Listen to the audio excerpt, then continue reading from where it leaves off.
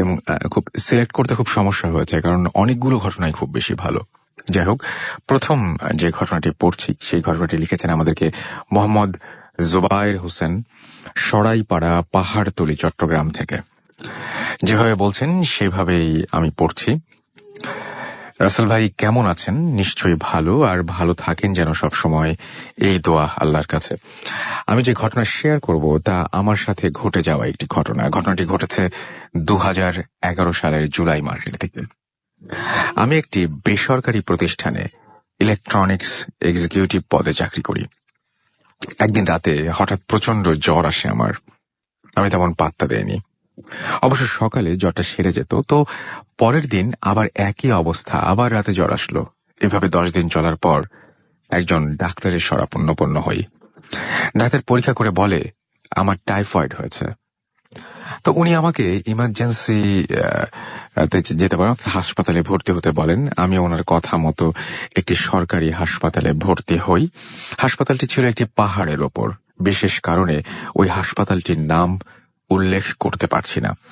আমাকে যখন ওই হাসপাতালে নেওয়া হয় তখন আমার মন আরো শিউরে ওঠে, কারণ হাসপাতালটি এমন নীরব যেন কেউ নেই। রোগী আছে মাত্র হাতে গোনা 10 থেকে 12 জন। যারা আছে তারা কেউ কারোর সাথে তেমন কথা বলেন।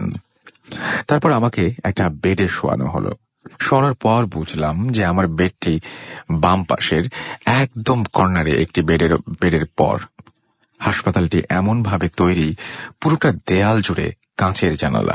আমি লক্ষ্য করলাম আমার ডান পাশের বেডে কোনো রোগী নেই। আমার সাথে ছিল আমার স্ত্রী। তারপর ডাক্তার এসে আমাকে চেক আপ করে স্যালাইন লাগাই দিল। তারপর স্যালাইন চলতে চলতে কখন যে রাত হয়ে গেছে টের পাইনি। রাত ঠিক 8টা কি 9টার দিকে ডান পাশের সিটে একটি বৃদ্ধ রোগী আসলো। রোগীটি দেখে মনে হলো অ্যাবনর্মাল।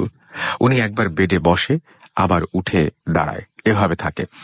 তারপর যথারীতি সবাই খাওয়া দাওয়া করে ঘুমিয়ে পড়ল। কিন্তু আমি একটি বারের জন্য চোখের পাতা এক করতে পারছি না, কারণ রাতের নীরবতা যত বাড়ছে, শিয়াল এবং কুকুরের ডাক আরো বাড়ছে। চোখ বুঝলে মনে হয় যেন কি একটা আমাকে গলা টিপে ধরছে। রাত 2টা কি 2:30 হবে। হঠাৎ দেখি ওই বৃদ্ধ রোগীটা বেডের ওপর সোজা হয়ে দাঁড়ালো এবং তারপর বেড থেকে ধুপ করে ফ্লোরে পড়ে গেল। মাথা ফেটে প্রচুর রক্ত বের হচ্ছে। পরে ওয়ার্ড বয় ও নার্স এসে ওই রোগীকে সেখান থেকে নিয়ে যায়। পরের দিন যথারীতি খাওয়া দাওয়া করে সবাই ঘুমিয়ে পড়ল। আমিও ঘুমানোর চেষ্টা করলাম, কিন্তু কোনো প্রকারে চোখের পাতা এক করতে পারছি না। রাত যত বাড়ছে ভয় যেন আঁকড়ে ধরছে। হঠাৎ চোখ জানালার দিকে গেল। যা দেখলাম তা আমি ভাষায় বোঝাতে পারবো না। দেখলাম কালো বিভৎস একটি চেহারা, যার বর্ণনা দিতে আমি পারবো না। ওটা আমার দিকে এমন ভাবে তাকিয়েছিল যেন আমাকে খেয়ে ফেলবে। ওটার চোখগুলো এমন যেন আগুনের গোলা, আর বাহিরে যেন শিয়াল কুকুরের মিছিল চলছে। আমি সইতে না পেরে আমার স্ত্রীকে ডাকতে লাগলাম, কিন্তু আমার স্ত্রী কোনো মতে ঘুম থেকে ওঠে না। অবশেষে আমি তাকে ধাক্কা দিয়ে বেড থেকে ফেলে দিলাম। ওর সাথে সাথে উঠে আমার দিকে তাকালো এবং বলতে লাগলো, কি হয়েছে? আমি মুখ দিয়ে কিছু বলতে পারলাম না, শুধু ইশারা করে দেখিয়ে দিলাম। ওর সাথে সাথে সেন্সলেস হয়ে গেল। তারপর কিভাবে আমার রাত কাটলো তা আমি ভাষায় বোঝাতে পারবো না। পরের দিন আমার স্ত্রী ডাক্তারকে বলে আমার সিট চেঞ্জ করে দিল। এরপর থেকে আমার এমন জ্বর শুরু হলো, আমাকে ইমার্জেন্সিতে ভর্তি করানো হলো। টানা 2 দিন আমার জ্ঞান ছিল না। অবশ্যই আমার স্ত্রীও নাকি প্রচন্ড জ্বরে ভুগছিল।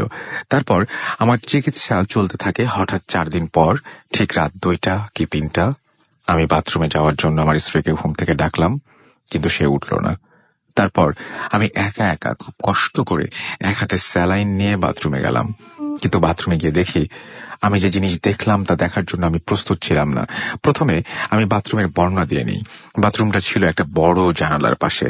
জানালার বাইরে অনেক বড় বড় গাছ।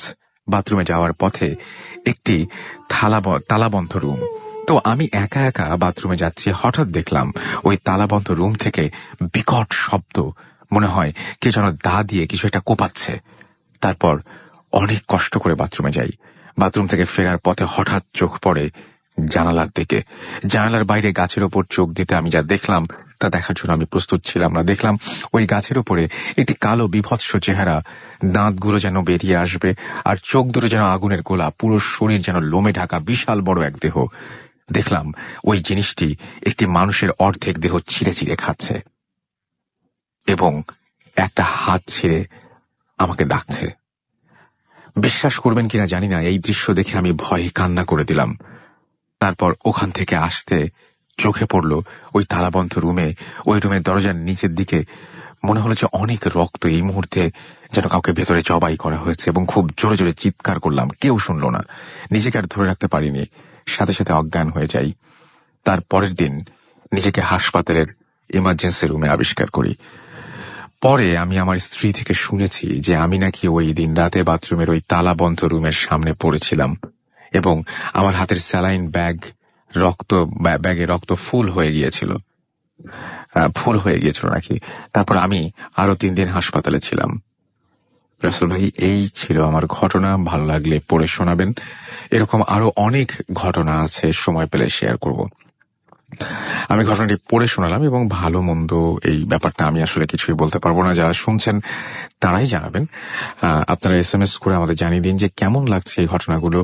SMS করতে হলে মোবাইলের মেসেজ অপশনে গিয়ে টাইপ করুন ফুর্তি, FORTI ফুর্তি, স্পেস দিয়ে লিখুন আপনার নাম, স্পেস দিয়ে আপনার মেসেজ পাঠিয়ে দিন 9840 নাম্বারে। আমি দেখতে পাচ্ছি অলরেডি স্টার লিঙ্ক আমাদের SMS করেছেন মিরপুর 6 থেকে, এবং তিনি বলেছেন যে ভূত FM is the best.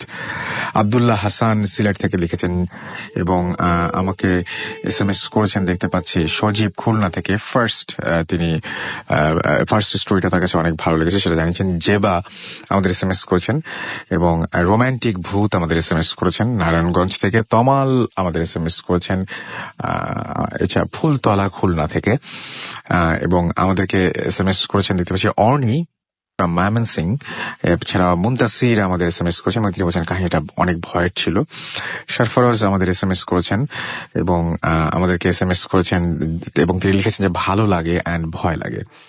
Milton Narsingdi Daspara থেকে লিখেছেন যে হাওয়ার রাসেল ভাই, আমি অবশ্যই একদিন আপনার কাছে আসব, খুব বিজি থাকি, নয়তো চলে আসতাম। আপনার যদি ঘটনা থাকে তাহলে ডেফিনেটলি আপনি অবশ্যই আসবেন। মুক্তি আমাদের SMS করেছেন মংলা থেকে।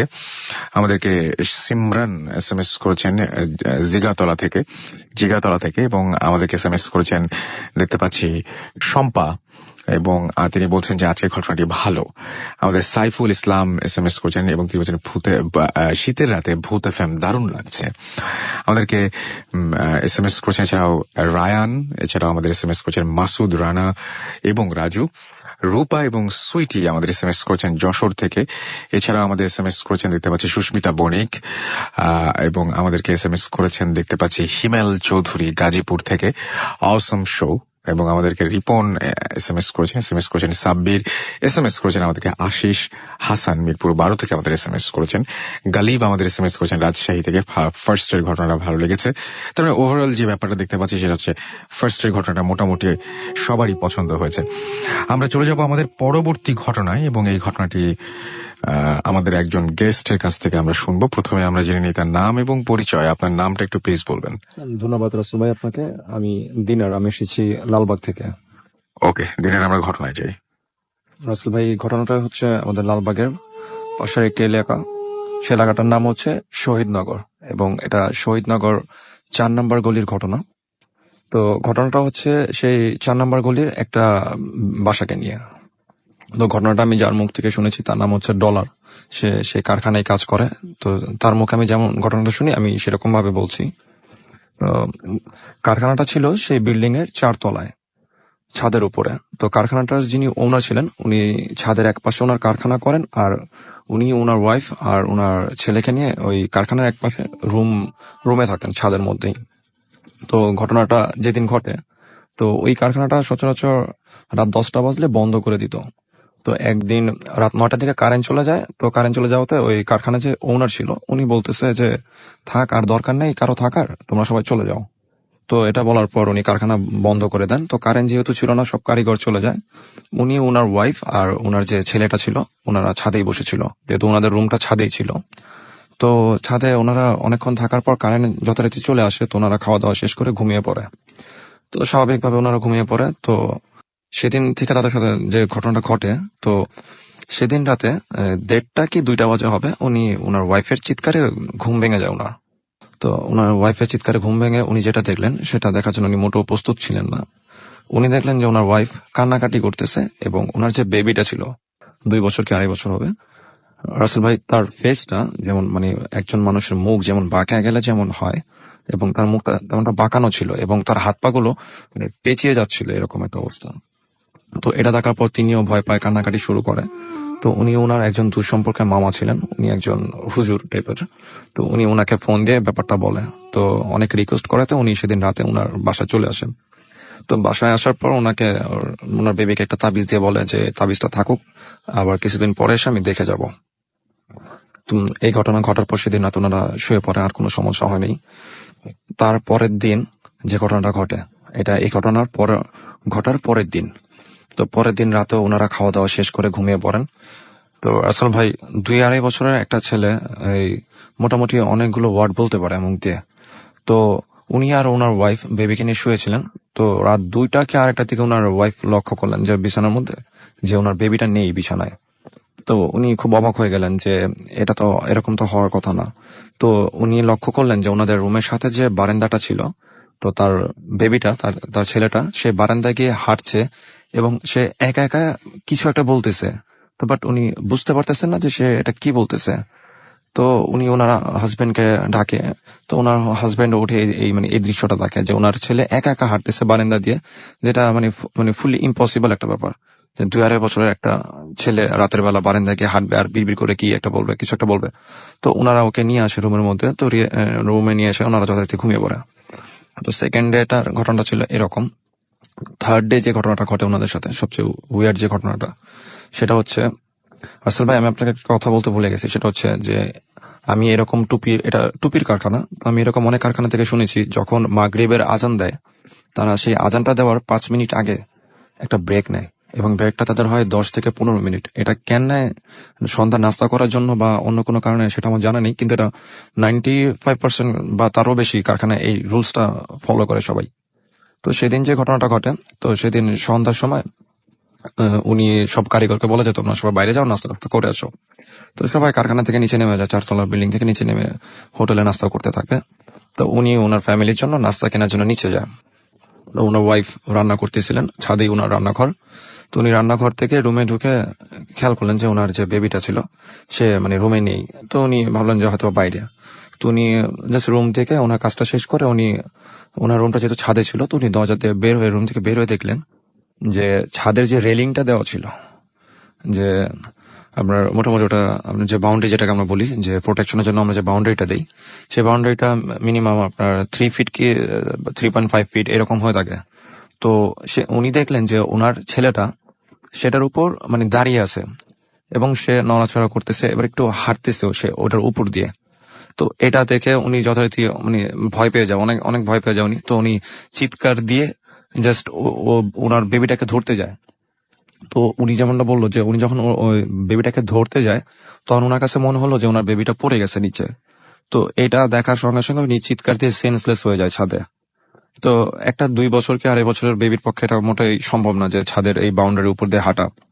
তো ওনার হাজবেন্ড যখন নাস্তা নিয়ে আসে নিচে থেকে, তো উনি নাস্তা নিয়ে এসে দেখেন যে ওনার ওয়াইফ ছাদে সেন্সলেস হয়ে পড়ে আসেন। তো উনি ওনার কারিগরদের সাহায্য নিয়ে উনি ওনার ওয়াইফকে ঘরে নিয়ে আসেন। তো ওনার ওয়াইফে যখন সেন্স ফিরে, তো উনি দেখেন যে ওনার বেবিটা ওনার পাশেই বসা। তো উনি বেবিটাকে জোরে ধরে কাঁদতে থাকে, মানে কাউকে কিছু বলতেছে না। তো ওনার হাজবেন্ড অনেক মানে জোর করে যে কি হয়েছে বলো, ব্যাপারটা কি হয়েছে। তখন উনি বলে যে আমি রান্নাঘর থেকে আসার পর দেখি ও রুমে নাই, তো তখন আমি ওকে বাইরে খুঁজতে যখন যাই তখন দেখি যে ও ছাদের সেই বাউন্ডারিটার উপর হাঁটতেছে। তো এই ঘটনাটা যখন ঘটে তখন কারখানায় মোটামুটি যারা কারিগর ছিল সবাই ঘটনাটা দেখছে। তো সবাই যথারীতি কাজে মনোযোগ দেয়, তো কাজ চলতেছে। তো সেই বিল্ডিংটার পাশে একটা বিল্ডিং আছে। তো সেই বিল্ডিংটা হচ্ছিল, এটা তার পাশের বিল্ডিং যে একটা ডোবার উপর করা হয়েছে। তো ওই বিল্ডিং এর যিনি ওনার, তো উনি ওনার ছাদে কাউকে উঠতে দেন না, ওনার ফ্ল্যাটে। তো সেদিন কারখানার কাজটা শেষ করে সবাই চলে যায়। তো তখন একটা কারিগর জাস্ট কারখানা তালা দিচ্ছিল। তো সে দেখলো যে সে পাশের যে বিল্ডিংটা, সেই বিল্ডিং এ ছাদ ঢালাই দেওয়ার পর কিছু রডের কিছু অংশ বেরিয়েছিল। যেটা অনেক বিল্ডিং এ দেখা যায়।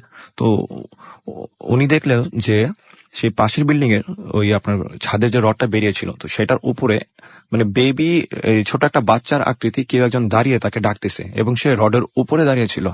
তো এটা দেখে সে অনেকটা ভয় পায় এবং ভয় পেয়ে সে কাউকে কোনো কিছু না বলে চাবিটা দিয়ে চলে আসে। এটা সেদিনকারই ঘটনা। তো ওনার বেবির সাথে এরকম ঘটনা ঘটার পর উনি যে হুজুর থেকে ওনার বেবিকে তাবিজ নিয়ে দিয়েছে, তাকে উনি ফোন দিয়ে পুরো ঘটনাটা খুলে বলেন।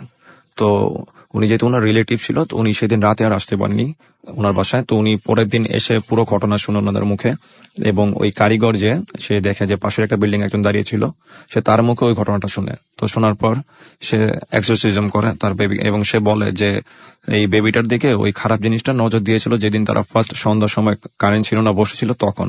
এবং বেবিটা ছিল রাসেল ভাই যে অনেক কিউট ছিল, মাশাল্লাহ। মানে যে দেখবে তাকে একটু মানে তারই একটু আদর করতে মন চাবে বেবিটাকে, এরকম ছিল।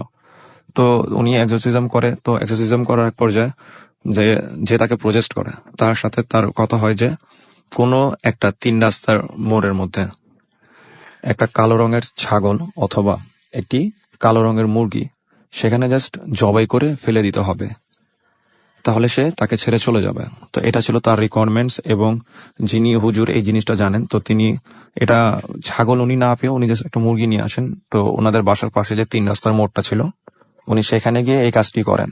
এবং কাজটি করার পর সেখানে যে ব্লাডটা জমা হয় পরে, তো সেই ব্লাডটা তিনি তার সেই বেবিটার গায়ে একটু মেখে দেন, মেখে দিয়ে সেই বেবিটাকে গোসল করিয়ে দেন। এবং গোসল করে দেওয়ার পর সেই বেবিটার আর কোনো সমস্যা হয়নি। কিন্তু ওই পাশের যে বিল্ডিংটা ছিল, ওই বিল্ডিংটা মানে এখন পর্যন্ত মানে ওই বিল্ডিং এর যে ওনার ছাদে কাউকে উঠতে দেয় না। এবং এই ঘটনাটা রাসেল ভাই ওই কারখানায় যারা কাজ করে তাদের সবার মুখে সবারই জানা আছে। এই ছিল রাসেল ভাই আমার প্রথম ঘটনা। আপনাকে অনেক অনেক ধন্যবাদ আপনার প্রথম ঘটনার জন্য। অলরেডি আমি দেখতে পাচ্ছি যে অনেকে SMS করছেন। আমিন খান আমাদের SMS করে বলছেন যে ঘটনাটা জোস ছিল। রাফা আমাদের SMS করে তিনিও ঘটনাটির প্রশংসা করেছেন। SK তৌহিদুল আলম আমাদের SMS করেছেন জিল্লুর রহমান খুলনা থেকে। সেকেন্ড স্টোরিটা তার কাছে ভালো লেগেছে।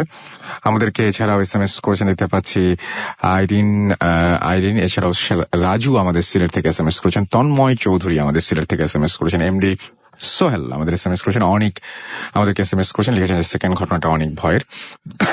এরপরে আরো কিছু ঘটনা আছে যেগুলো আরো ভয়ের। So stay tune. আমাদেরকে মিম এবং অন্তর SMS করেছেন আমাদের নাসিম, এছাড়াও আমাদের মৃদুল ময়মনসিং থেকে SMS করেছেন। উজ্জ্বল আমাদের SMS করেছেন আমাদেরকে শ্মশান ঘাটের শান্ত। এছাড়াও ফয়সাল উত্তরা থেকে আমাদের SMS করেছেন কবির জিঞ্জিরা থেকে। এছাড়াও আমাদেরকে রাজিন SMS করেছেন জীবন SMS করেছেন আমাদেরকে। এছাড়াও ফাহাদ বাড্ডা থেকে, রাজু রাজশাহী থেকে আমাদের SMS করেছেন। প্রমি রাজশাহী থেকে SMS করেছেন। আজকে তার ম্যারেজ অ্যানিভার্সারি। আমরা দাওয়াত পাইনি যদিও, তারপরেও আপনি ভূত ফিল্মের সাথে আছেন জেনে খুব ভালো লাগলো। Thank you. আপনি আমাদের সাথে পুরোটা সময় থাকবেন সেটাই আশা করব। আচ্ছা, মিষ্টি আমাদের SMS করেছেন আমাদের। এছাড়াও রানা আমাদের SMS করেছেন। ফকিরাপুল, আচ্ছা ফকিরাপুল থেকে পিউ, নামটা সবসময় আগে লিখতে হবে আসলে। আমাদেরকে গাজী SMS করেছেন আমাদেরকে। এছাড়াও দেখতে পাচ্ছি সবুজ দাস চিটাগাং থেকে। বৃষ্টি আমাদের মহাখালী থেকে SMS করেছেন আমাদেরকে। জহিরুল সহ আরো অনেকে। আপনি যদি SMS করতে চান তাহলে মোবাইলের মেসেজ অপশনে গিয়ে টাইপ করুন ফুর্তি, FOORTI ফুর্তি, স্পেস দিয়ে লিখুন আপনার নাম, স্পেস দিয়ে লিখুন আপনার মেসেজ, পাঠিয়ে দিন 9840 নাম্বারে। দেশের বাইরে অনেকেই আপনারা আমাদের শুনছেন এই মুহূর্তে আমরা জানি।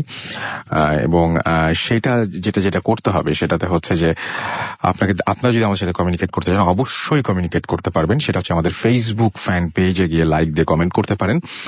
এবং আপনাদেরকে জানিয়ে দিচ্ছি সেই ফেসবুক ফ্যান পেজের অ্যাড্রেসটি www.facebook.com/radiofurti, স্পেলিংটি RADIOFOORTI। এখানে গিয়ে আপনি আপনার পছন্দ মতো আপনার কোন ঘটনাটা ভালো লাগছে, কি বলতে চান কোন ঘটনা নিয়ে, সে বিষয়ে আপনি যে কোনো মুহূর্তে আমাকে জানাতে পারেন। একটা ছোট্ট বিরতিতে আমাদের যেতে হবে এবং বিরতির পরে আবারও ফিরে আসছে। আমাদের সঙ্গেই থাকুন, কোথাও যাবেন না। স্টে টিউনড রেডিও ফুর্তি অ্যান্ড ডোন্ট স্টপ দ্য ফুর্তি।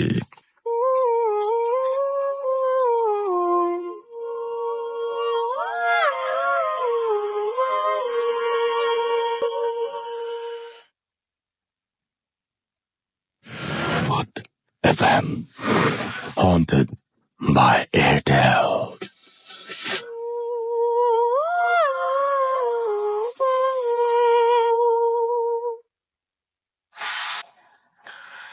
ঘড়িতে সময় 12:25। আমি রাসেল আছি সাথে এবং শুনছেন সব সময় রেডিও ফুর্তি, বাংলাদেশের সর্ববৃহৎ রেডিও নেটওয়ার্ক। আর চলছে ভূত এফএম হন্টেড বাই এয়ারটেল। একটার পর একটা ঘটনা আমরা যেরকম শুনছি, সেই একই সাথে আপনাদের প্রচুর পরিমাণের পোস্ট পাচ্ছি ফেসবুকে, ঠিক একই সাথে সেই সাথে পাল্লা দিয়ে আসছে আপনাদের SMS। জানিয়ে দিচ্ছি আরেকটা বার যে কিভাবে আমাদের ঘটনা পাঠাতে হবে। আমাদের যদি ঘটনা পাঠাতে চান তাহলে মোবাইল বলছি, আমাদের ইমেল অ্যাড্রেসটি মনে রাখতে হবে আপনাকে। আর আমাদের ইমেল অ্যাড্রেসটি হচ্ছে bhutfm@radiofurti.fm। এখানে আপনার নাম, ঠিকানা এবং ফোন নাম্বার সহ আপনার জীবনে জানা সেরা ঘটনাটি আমাদের কাছে পাঠিয়ে দিন। ব্যাস, তাহলে হয়ে যাবে। এবং শুরুতে অবশ্যই উল্লেখ করুন যে আপনি স্টুডিওতে এসে আপনার ঘটনা শেয়ার করতে চান, নাকি আপনি চান যে আপনার ঘটনাটা আমরা পড়ে শোনাই। আর আপনি যদি দেশের বাইরে থেকে আমাদের সাথে ঘটনা শেয়ার করতে চান তাহলে ডেফিনেটলি আপনাকে যেটা করতে হবে সেটা হচ্ছে আপনার মোবাইলটি দিয়ে আপনার ঘটনাটি রেকর্ড করে ফেলুন এবং তারপরে সেটি আমাদের অ্যাড্রেসে সেই অডিও ক্লিপটি পাঠিয়ে দিন। যাই হোক, আমি দেখতে পাচ্ছি যে অনেকগুলো পোস্ট এসছে। তানিয়া ইসলাম সঞ্জিদা আমাদের SMS করেছেন, লিখেছেন ভূত এফএম রক্স। এবং আমাদেরকে SMS করেছেন সাদিয়া আখতার, এবং তিনি বলছেন আজকেও নিশ্চয়ই ভূত এফএম দারুণ হবে, সেটা তিনি আশা করেছেন ইনশাল্লাহ। এবং আমি তো বলছি যে আমাদের সঙ্গে থাকুন, দেখুন কি হয়। আশা করছি যে আপনারা কি বলবো, যে একেবারেই হতাশ হবেন না, সেরকম কোনো কিছু হওয়ার চান্স একেবারেই কিন্তু নেই। এনিওয়েজ, আমরা চলে যাব আমাদের পরবর্তী ঘটনা। এবং এই ঘটনাটি আরো একজন আমাদেরকে পাঠিয়েছেন। আমরা ঠিক যেভাবে ঘটনাটি তিনি পাঠিয়েছেন সেভাবেই আপনাদের সামনে পড়ে শোনাচ্ছি। যাই হোক, এই ঘটনাটি যিনি পাঠিয়েছেন তার আমরা নামটা উল্লেখ করতে পারবো না, কেন সেটা পড়লেই বুঝতে পারবেন। এবং আমি ঠিক যেভাবে তিনি লিখেছেন সেভাবে আপনাকে পড়ে শোনাচ্ছি। হ্যালো রাসেল ভাই, নামটা রেডিওতে না বললেই খুশি হব, কারণ আমি যে স্টোরিটা সবার সাথে শেয়ার করছি সেটা আমার ফ্যামিলিকে নিয়ে একটা স্টোরি, অ্যান্ড আমার family well known in certain community. So আমি চাই না আমার নামটা আসুক। আমি স্টুডিওতে আসতে পারবো না বলে গল্পটা লিখে পাঠালাম। এটা ব্যাক ইন 1997-1998 এর ঘটনা। আমার বাবা মায়ানমারের রেঙ্গুনে পোস্টিং হয় তার, এবং আমরা সবাই একসাথে, যেটা হয় আর কি, আব্বুর সাথে চলে যাই সেখানে। আমরা যখন ওইখানে পৌঁছাই তখন আমাদের একটা রেস্ট হাউসে থাকতে দেয়া হয়, যেটা ছিল বিচের খুব কাছে। বাট রেস্ট হাউসটা ছোট থাকার কারণে ওইখান থেকে মুভ আউট করে একটা বাসা রেন্ট নেওয়া হয়, এবং সেটা বেশ অফিসের কাছাকাছি ছিল। আসলে ভাই, বাড়িটার ডিসক্রিপশন দিয়ে নেওয়া ভালো। বাড়িটা পুরো 3 একর জুড়ে ছিল। আর আমরা ওঠার আগে বাড়িটা একটা হসপিটাল ছিল। আরো বলে নেওয়া ভালো যে বাড়িটার চারপাশে লোহার বেড়া দেওয়া ছিল। বাড়ির পাশে একটা পার্কিং লট ছিল, অ্যান্ড পেছনের দিকে খুব বেশি জঙ্গল ছিল।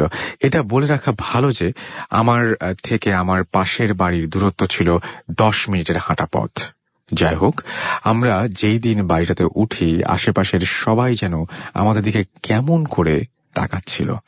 প্রথমে আমরা কেউ বুঝি নাই।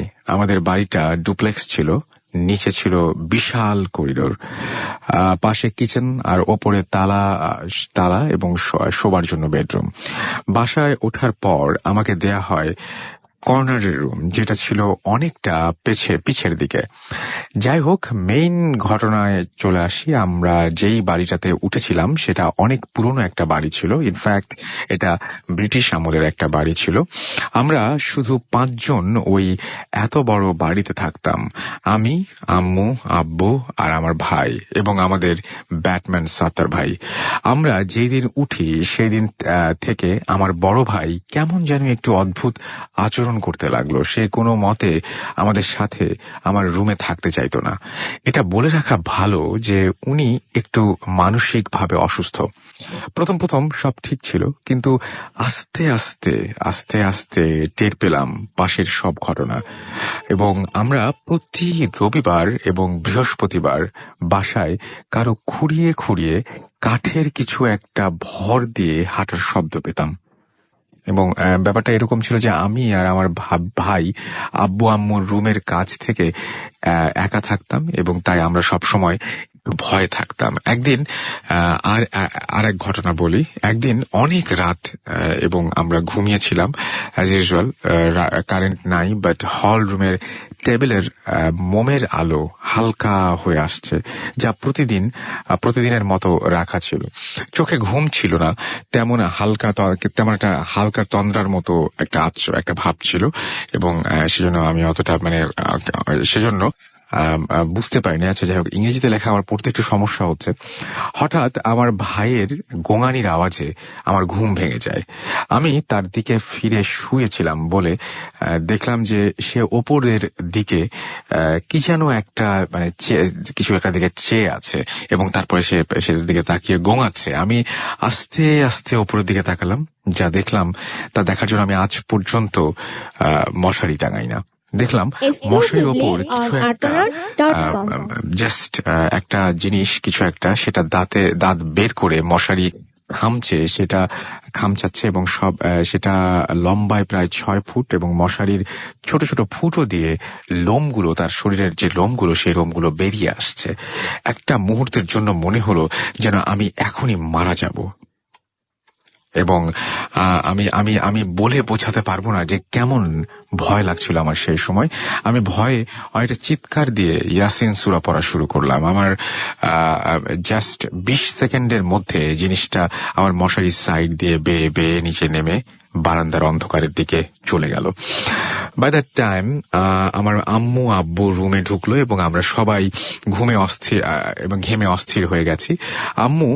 আম্মুকে দেখে আমার ভাই খালি চিৎকার করে বলতে লাগলো যে বারান্দাটা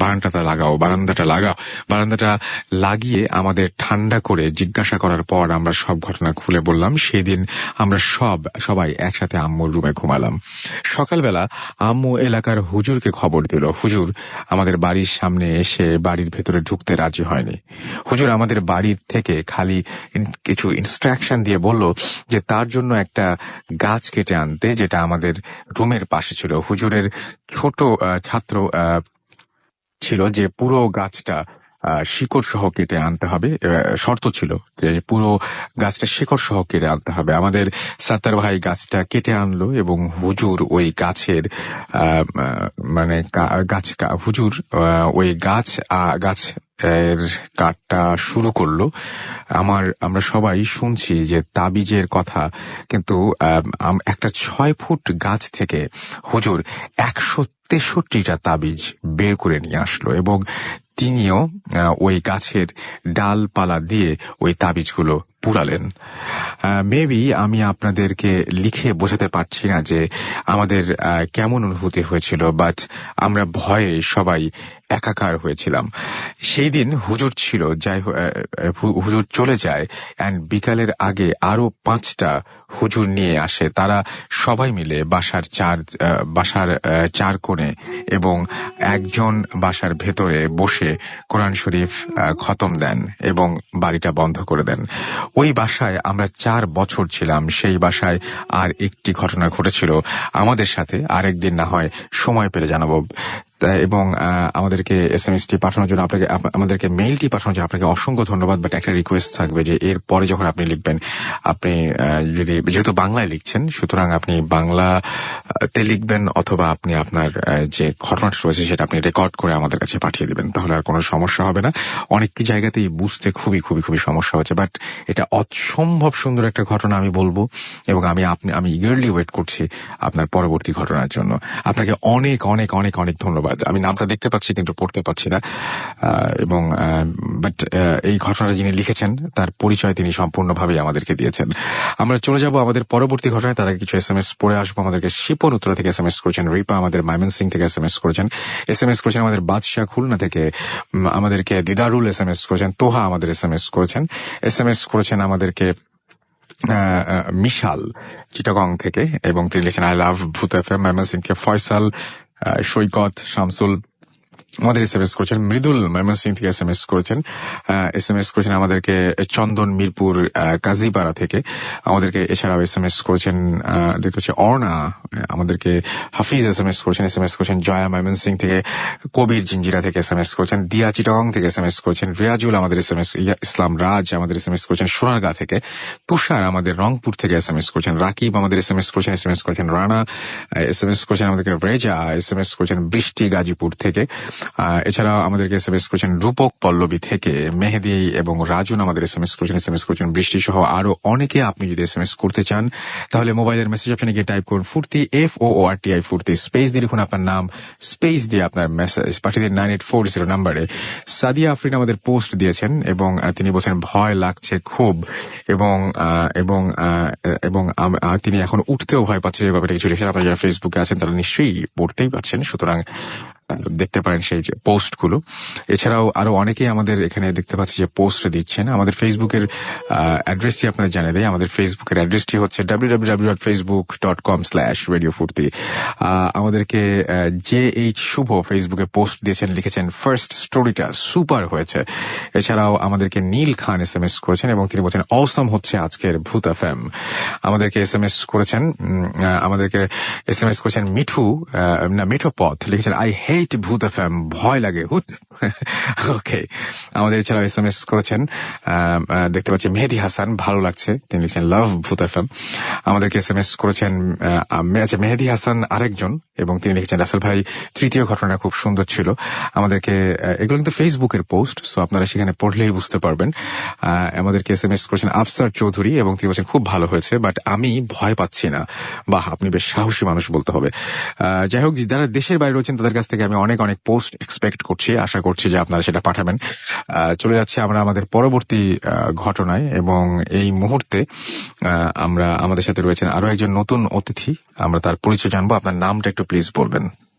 হাই লিসেনার্স, আমি আনিসুর রহমান কায়েস ভুইয়া, ঢাকা কলেজে রাষ্ট্রবিজ্ঞান বিভাগের দ্বিতীয় বর্ষের ছাত্র। আপনি কোথা থেকে এসেছেন একটু প্লিজ বলে দিন। আমি নারায়ণগঞ্জ সদর উপজেলার পাগলা থেকে এসেছি। রাইট, আমরা শুনবো আপনার ঘটনা। আমি যে ঘটনাটি শেয়ার করব সেটি আমার এলাকায় রিসেন্টলি ঘটে যায়। ঘটনাটি এরকম, গত জানুয়ারি ফেব্রুয়ারির দিকে আমার এলাকার একটি মেয়ে প্রেগনেন্ট হয়। সো প্রেগনেন্ট অবস্থায় ওনার স্বামী 3-4 মাস ওনার সাথেই ছিলেন। তো এই অবস্থায় ওনাকে লোকাল একটা হসপিটালে আল্ট্রাসোনোগ্রাম করা হয়। তো ওই আল্ট্রাসোনোগ্রাম থেকে যা জানা যায় যে উনি ছেলে সন্তান, ওনার উদরে ছেলে সন্তান। তো এভাবে ওনার স্বামী বাইরে চলে যায়। তো একটা সময় উনি উল্টাপাল্টা আচরণ করতে থাকে। উনি কখন কি বলে তা কেউই বলতে পারতেছে না। তো কখনো কখনো উনি বড় বড় চোখে মানুষের দিকে তাকিয়ে থাকে, আবার কখনো কখনো মানুষকে উল্টাপাল্টা থ্রেটও করে। তো এভাবেই চলতে থাকে, কখনো ভালো কখনো মন্দ, এই মিলেই ওনার সেই অবস্থাটা প্রেগনেন্সি। তো প্রেগনেন্ট অবস্থায় ওনার এভাবে চলতে থাকে। তো একটা মুহূর্তে উনি ফিল করতে পারে যে কিছু একটা ওনাকে ফলো করে, বা কোনো কিছুর একটা প্রভাবে উনি উল্টাপাল্টা এই আচরণগুলা করে।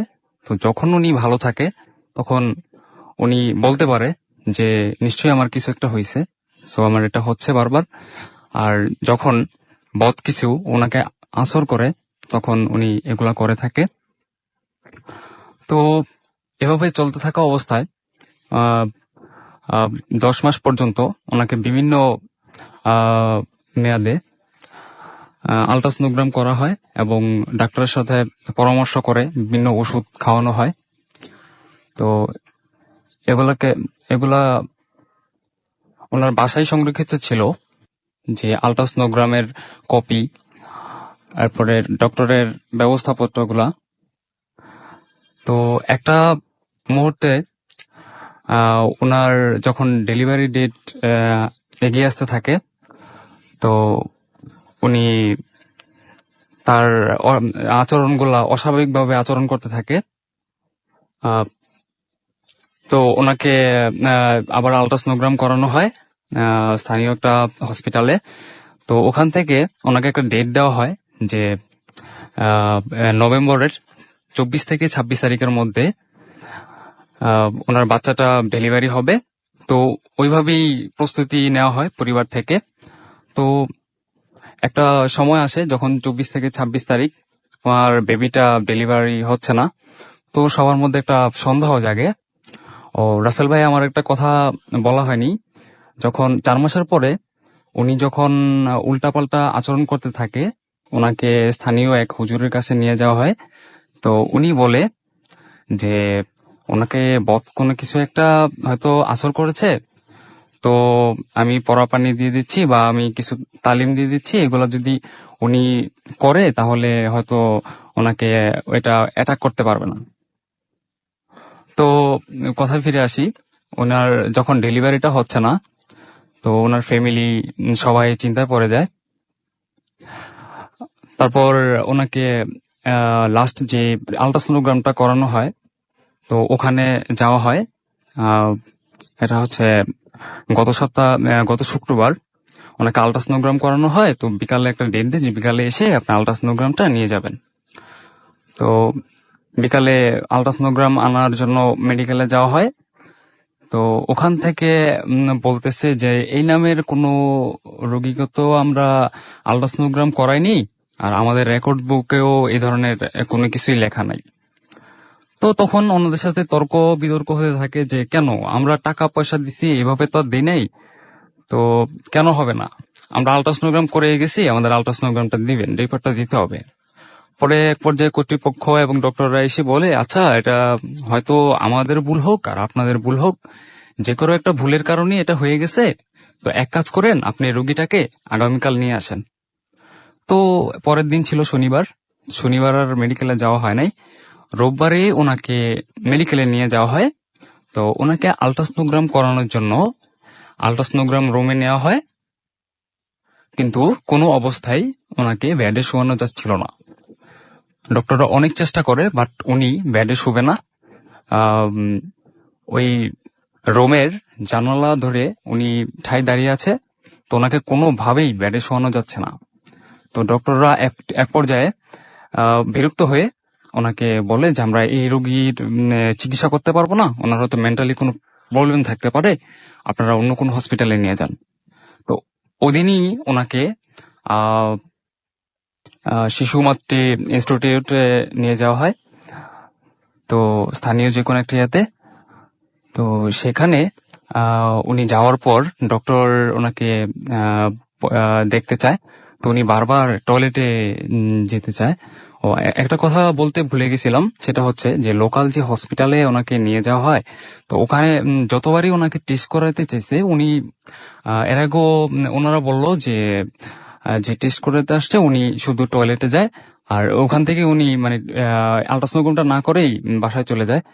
তো মেডিকেলের পর্যায়টা আসি, এখানে উনি বলতেছে আচ্ছা আমাকে ডক্টর চেক করবে, আমি একটু টয়লেটে যেতে চাই। তো উনি টয়লেটে যায়, ওনার সাথেও কেউ একজন যায়। তো টয়লেটে যাওয়ার পর উনি বের হয়ে আসার পর আহ, উনি দাঁড়ানো অবস্থা থেকে হঠাৎ পড়ে যেতে চায়। তো ওনাকে ধরা হয়, ধরার পরে ওনাকে বেডে নিয়ে শোয়ানো হয়। একটা কথা বলা হয়নি, যেটা হচ্ছে উনি প্রেগনেন্ট থাকা অবস্থায় ওনার কোমরে একটা বেল্ট জাতীয় কিছু একটা বাঁধা ছিল। তো এটা কি আসলে এটা কেউই জানে না, ও নিজেও বলতে পারে না যে এটা কোথা থেকে আসলো। তো মেডিকেল নেওয়া অবস্থায় ওনার বেল্টটা কিভাবে খোলা হয় কেউ আর দেখে না, পরে বেল্টটা ভেনিশ হয়ে যায়। তো তাহলে ডক্টরের চেম্বারের ওনাকে যে শোয়ানো হয়, পরে ডক্টর ওনাকে চেক করে দেখে যে আসলে একটা মানুষের বেবি হলে যে ধরনের লক্ষণ থাকে আর কোনো ধরনের লক্ষণ ওনার মধ্যে নেই। তাহলে কথা হচ্ছে যে ওনাকে যে মেডিকেলে নিয়ে যাওয়া হলো আর যে 10টা মাস গেল, সবাই কি তাহলে ভুল দেখলো? উনি তো প্রেগনেন্ট ছিল, এলাকার লোকজন দেখছে, ওনার পরিবারের লোকেরাও দেখছেন। তো উনি বাথরুম থেকে বের হওয়ার পরেই বেবিটা ভেনিশ হয়ে গেল। ওনাকে একজন স্বাভাবিক মানুষের মতোই মনে হচ্ছে। উনি যে প্রেগনেন্ট ছিল এটার কোনো লক্ষণই ওনার মধ্যে ছিল না। পরে ডক্টররা বলে যে আপনারা কি এটা কি মজা করার জন্য রোগীটা আমাদের হসপিটালে নিয়ে আসছেন? তখন বলা হয় যে না, এটা তো আমাদের তো কাগজপত্র আছে, আমরা আলট্রাসোনোগ্রাম করিয়েছি, আমরা ডক্টরকে দেখিয়েছি, ব্যবস্থাপত্র আছে। তখন ডক্টররা এগুলা দেখতে চায়, কিন্তু অলৌকিকভাবে এসব আলট্রাসোনোগ্রাম রিপোর্ট এবং ব্যবস্থাপত্রগুলা ভ্যানিশ হয়ে যায়। কোনোভাবেই এগুলা খুঁজে পাওয়া যাচ্ছিল না।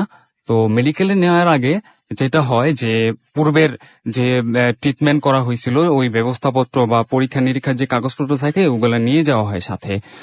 তো এগুলা পাওয়া যাচ্ছে না, তো একটা চিন্তার বিষয়।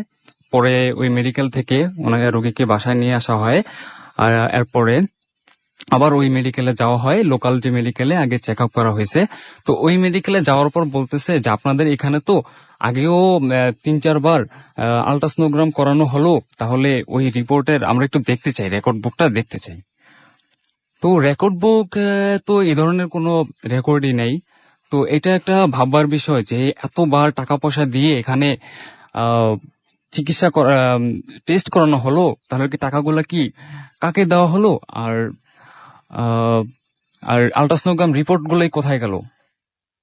তো এই নিয়ে অনেক তর্ক বিতর্ক হয়, বাট কোনো প্রমাণ না থাকার কারণে, যেহেতু এই সব কাগজপত্রে ভেনিশ হয়ে গেছে, তো আর কিছু করানো যায় নাই। তো ওখান থেকে বাসায় চলে আসা হয়। তো এখন অবস্থা হচ্ছে যে যে অলৌকিক ভাবে যার বেবিটা হঠাৎ উধাও হয়ে যায়, উনি প্রায় অসুস্থ থাকে। উনি যখন স্বাভাবিক হয় তখন কথাবার্তা বলতে পারে, কথাবার্তাও বলে। যখন বুঝতে পারে যে ওনার বেবিটা হারিয়ে গেছে, তখন উনি আবার সেন্সলেস হয়ে যায়, হঠাৎ হঠাৎ সেন্সলেস হয়ে যায়। আহ, তো এভাবেই এখন উনি বারবার ইয়ে করতেছে। এই ছিল আমার ঘটনা, রাসেল ভাই। অনেক ধন্যবাদ। আমি মনে হচ্ছিল আপনি ভুলে যাচ্ছিলেন মাঝে মাঝে। যাই হোক, আমরা যে ঘটনাটা পেয়েছিলাম সেটা পড়ে আমি আরো অনেক বেশি ভালো লেগেছিল। আপনি একটা কথা বলছিলেন একটু আগে আমাকে, যে আপনার কোন একজন, আমি খুবই অবাক হয়েছিলাম, এরকম কোন ঘটনা আমি আসলে শুনিনি, যে একজন মানুষ যিনি সন্তান সম্ভবা হঠাৎ করেই একটা পরিস্থিতি, এমন একটা অবস্থা দ্বারা যে তার কোনো চিহ্নও থাকে না, এরকম খুব অদ্ভুত টাইপের ঘটনা আমি কখনো শুনিনি। আসার পরে আমি জিজ্ঞেস করছিলাম, পরে আমি ওনার সাথে শিওর হয়ে যাই। উনি পরিচয়টা বলতে পারছেন না যে কার কাছ থেকে ঘটনাটা শুনেছেন, বাট তিনি আমাকে বলেছেন। সো আমি জানি যে হ্যাঁ, এই ঘটনাটা আসলেই সত্যি এবং এরকম ঘটনা আসলেই ঘটেছে। এবং উনি একটা রেফারেন্স দিচ্ছিলেন, যেটা হচ্ছে যে উনি ওনার কোন একটা বিদেশি কেউ একজন, ইন্দোনেশিয়ান না? হ্যাঁ, ইন্দোনেশিয়ান, ফ্রেন্ড। রাইট। গতকাল আমি ফেসবুকে চ্যাট করা অবস্থায় আমার ওই ইন্দোনেশিয়ান ফ্রেন্ডকে আমি বলি যে আমি একটা কাহিনী বলতে যাচ্ছি রেডিও ফুর্তিতে, তো এইরকম একটা কাহিনী এভাবে এভাবে ঘটছে। তো উনি আমাকে বলে যে আমারও প্রতিবেশীর এরকম একটা কাহিনী হয়েছে। তো ওনারও 7 মাসের প্রেগনেন্সি অবস্থায় ছিল, উনি প্রেগনেন্ট ছিল। তো হঠাৎ করে একদিন উনি ঘুম থেকে উঠে দেখে যে ওনার বেবিটা উধাও হয়ে গেছে। এরপর থেকে উনি প্রায় পাগলের মতো হয়ে গেছে। তো আমি অনেকবার চেষ্টা করছি যে আসলে মেইন কাহিনীটা কি, আমাকে খুলে বলো। তো আমি বারবার রিকোয়েস্ট করা সত্ত্বেও উনি আমাকে পুরো কাহিনীটা বললো যে আমি কাহিনীটা আসলে বলতে পারবো না। ওকে, আমি বুঝতে পেরেছি। অনেক অনেক ধন্যবাদ আপনাকে আপনার ঘটনার জন্য। যাই হোক, যারা আমাদের সঙ্গে এতক্ষণ পর্যন্ত আছেন তাদেরকে জানাই যে আপনাদেরকে SMS দিয়ে পাঠিয়ে আমাদেরকে উৎসাহ দেওয়ার জন্য, আমাদের সাথে কমিউনিকেট করার জন্য, এবং আমাদের সাথে ফেসবুকে যে সমস্ত পোস্ট আপনারা দিচ্ছেন সেই পোস্টগুলোর জন্য অসংখ্য ধন্যবাদ জানাচ্ছি। আমি দেখতে পাচ্ছি যে অনেকেই আমাদেরকে SMS করেছেন। আমি দেখতে পাচ্ছি যে আমাদেরকে মিস্টার রুবেল হোসেন SMS করেছেন। তিনি মংলায় থাকেন এবং তিনি নতুন আমাদের সাথে জয়েন করেন। ওয়েলকাম টু ভূত FM। জয়া মুন্সিগঞ্জ থেকে আমাদের SMS করেছেন এবং তিনি বলছেন যে আমি বারান্দায় হাঁটছি আর FM শুনছি, ভয় লাগছে, বাট ঘরে যাব না তবু। বাহ। ইরা ময়মনসিং থেকে আমাদের SMS করে বলছেন যে ভূত FM রক্স।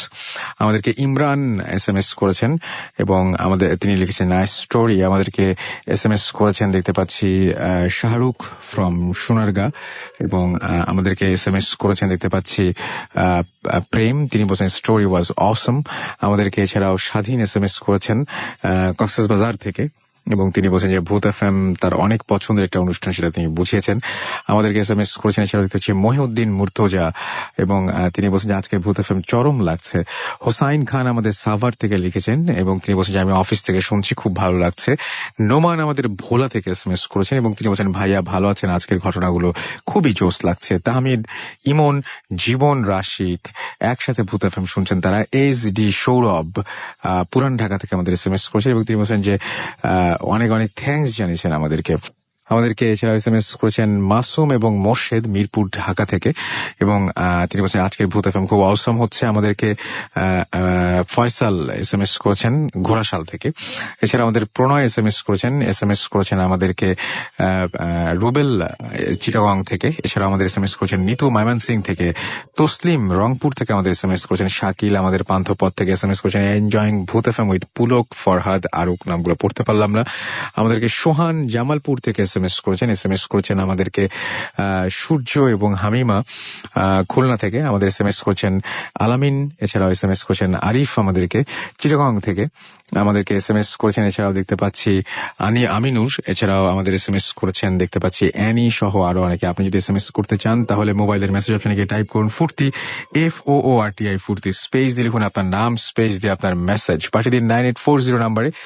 আর একটার পর একটা দারুণ দারুণ সব ঘটনা নিয়ে আমরা আবারও ফিরে আসবো, কিন্তু এই মুহূর্তে বুঝতেই পারছেন আমাদের ছোট্ট বিরতিতে যেতে হচ্ছে, এবং বিরতির পরে আবারও ফিরে আসবো। সেই পর্যন্ত আমাদের সঙ্গেই থাকুন। নেক্সট যে ঘটনাগুলো আসছে, একটা রেকর্ড ফাইলের পরে আমরা আবারও ফিরে আসছি আরো আরো আরো চরম কিছু ঘটনা নিয়ে। এবং আজকে সেই রাত, যে রাতে রাত যত বাড়বে ঘটনা তত বেশি ভয়ঙ্কর হতে থাকবে। সো আমাদের সঙ্গে আপনাদের থাকতে হবে পুরোটা রাত মানে কি আরো একটা ঘন্টা। আর সেই সাথে SMS করবেন কিভাবে সেটা একটু জানিয়ে দিই। আমাদের SMS করতে হলে লিখতে হবে মোবাইলের মেসেজ অপশনে গিয়ে ফুর্তি, FORTI ফুর্তি, স্পেস দিয়ে আপনার নাম, স্পেস দিয়ে আপনার মেসেজ পাঠিয়ে দিতে হবে 9840 নাম্বারে। যদি চান যে আপনি আমাদের সাথে ঘটনা শেয়ার করবেন তাহলে আমাদের ইমেল অ্যাড্রেসটি নিয়ে নিন। আমাদের ইমেল অ্যাড্রেস হচ্ছে bhoothfm@radiofurti.fm, which is BHWTFM@radioFOORTI.FM। এখানে নাম, ঠিকানা এবং ফোন নাম্বার সহ আপনার জীবনের সেরা ঘটনাটি পাঠিয়ে দিন। আর এছাড়াও আমাদেরকে SMS অনেকেই ফেসবুকে পোস্ট করেছেন, সেই পোস্টগুলো নিয়ে আমরা একটু পরে ফিরে আসছি। Stay tune.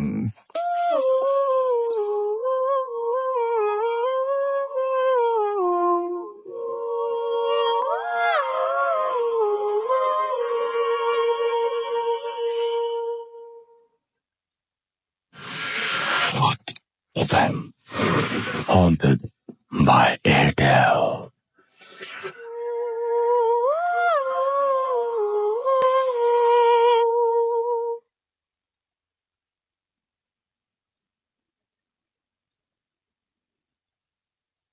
হ্যালো লিসেনার্স, আশা করি সবাই ভালো আছেন। আমার নাম মারুফ খান, আমি ক্যালিফোর্নিয়ার লস অ্যাঞ্জেলেস শহরে থাকি। অনেকদিন আগে আমার সাথে হয়ে যাওয়া একটি ছোট্ট অভিজ্ঞতা আপনাদের সাথে আজকে শেয়ার করছি।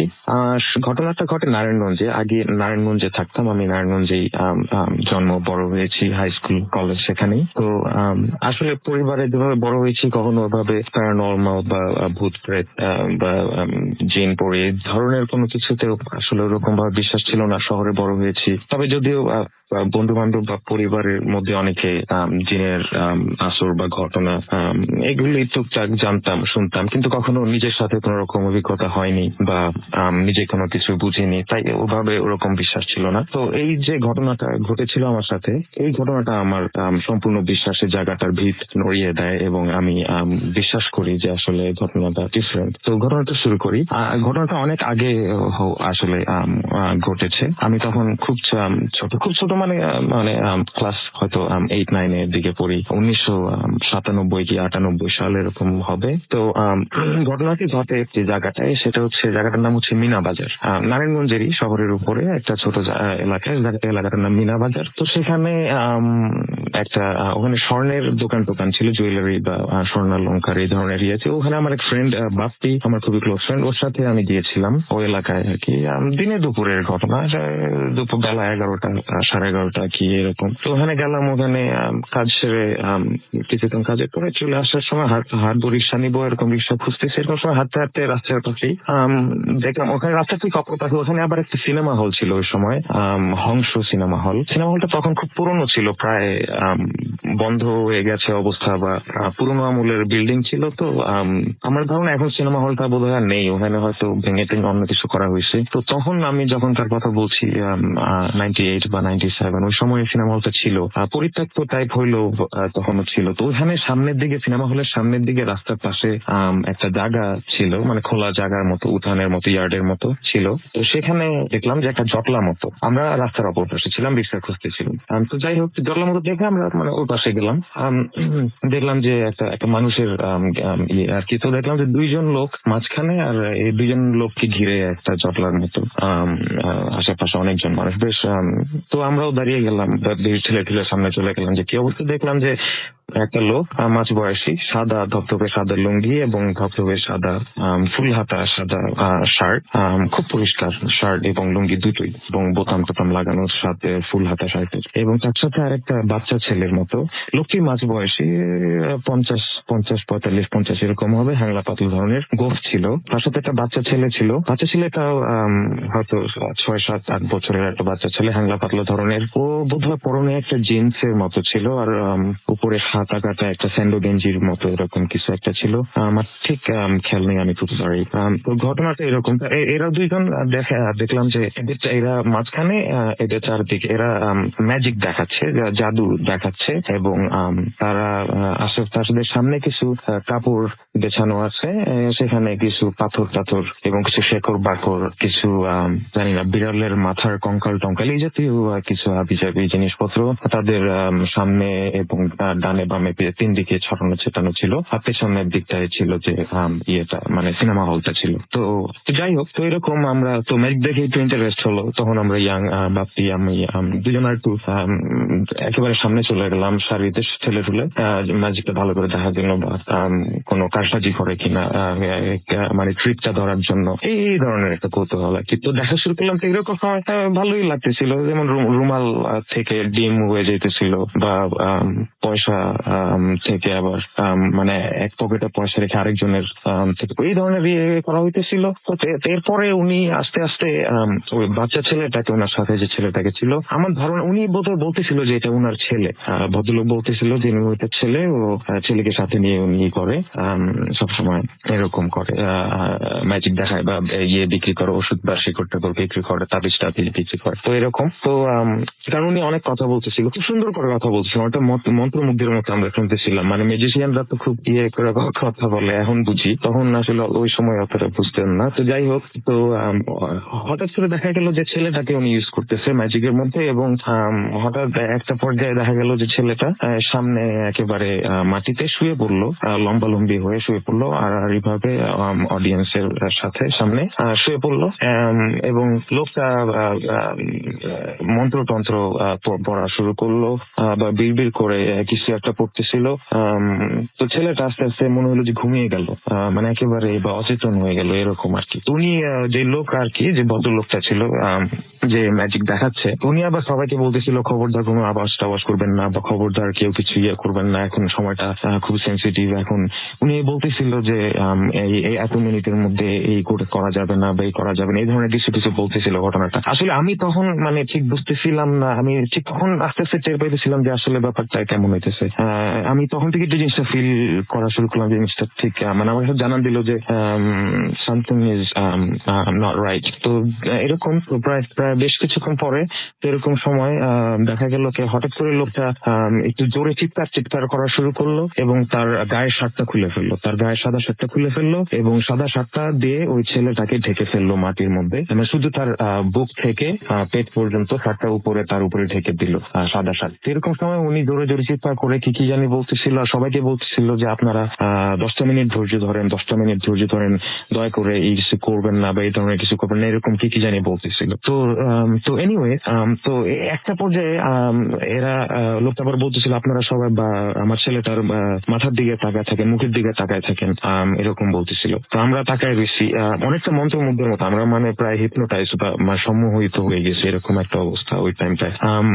খুব অবাক লাগে যে এটা আসলে কিভাবে হইলো এখন চিন্তা করলে। তো আমরা এরকম হয়ে গেছি। তো দেখতেছি হঠাৎ করে একটা পর্যায়ে দেখলাম কি আমি নিজের চোখে স্পষ্ট দেখলাম, ভিউয়ার্স মানে লিসেনার, আপনারা মানে চিন্তা করতে পারবেন না, মানে আমি দেখলাম যে বাচ্চা ছেলেটা মানে ঘুমন্ত অবস্থা, সে মানে অজ্ঞান অবস্থা বা অচেতন অবস্থা যাই বলেন না কেন, আমি দেখলাম যে তার মুখের ঠোঁটের দুই পাশ দিয়ে এবং দুই কানের ছিদ্র দিয়ে এবং দুই কান দিয়ে, নাকের ছিদ্র দিয়ে এবং কান দিয়ে এবং মুখের যে ঠোঁটের পাশটা এখান দিয়ে এই এদিক দিকে রক্ত বের হওয়া শুরু করলো, মানে লাল তাজা রক্ত।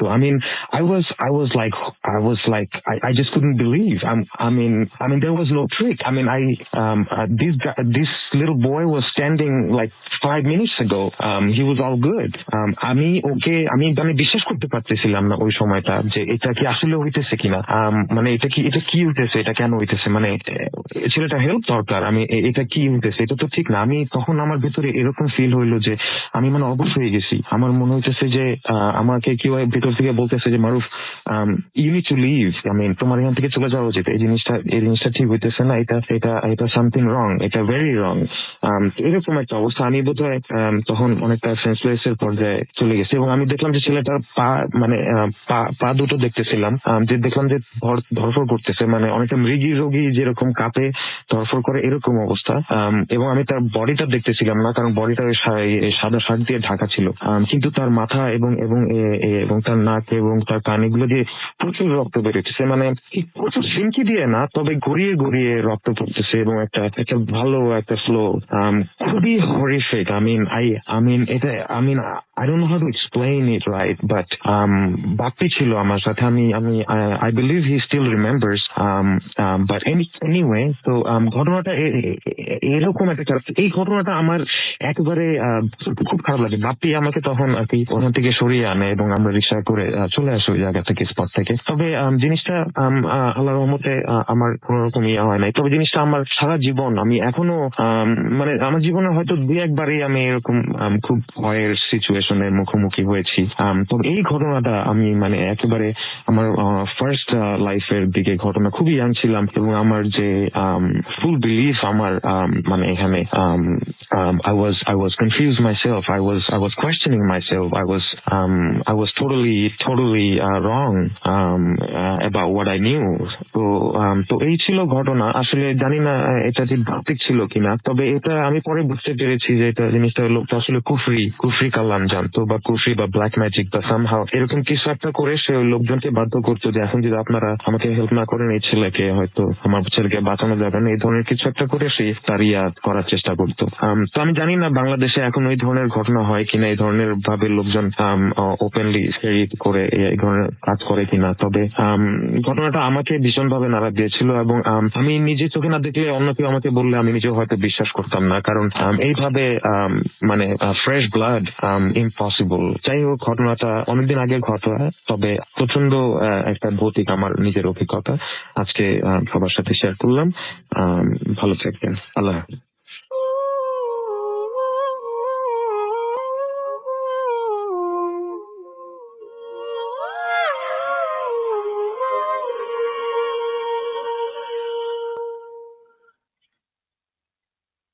Foot FM, haunted by Airtel.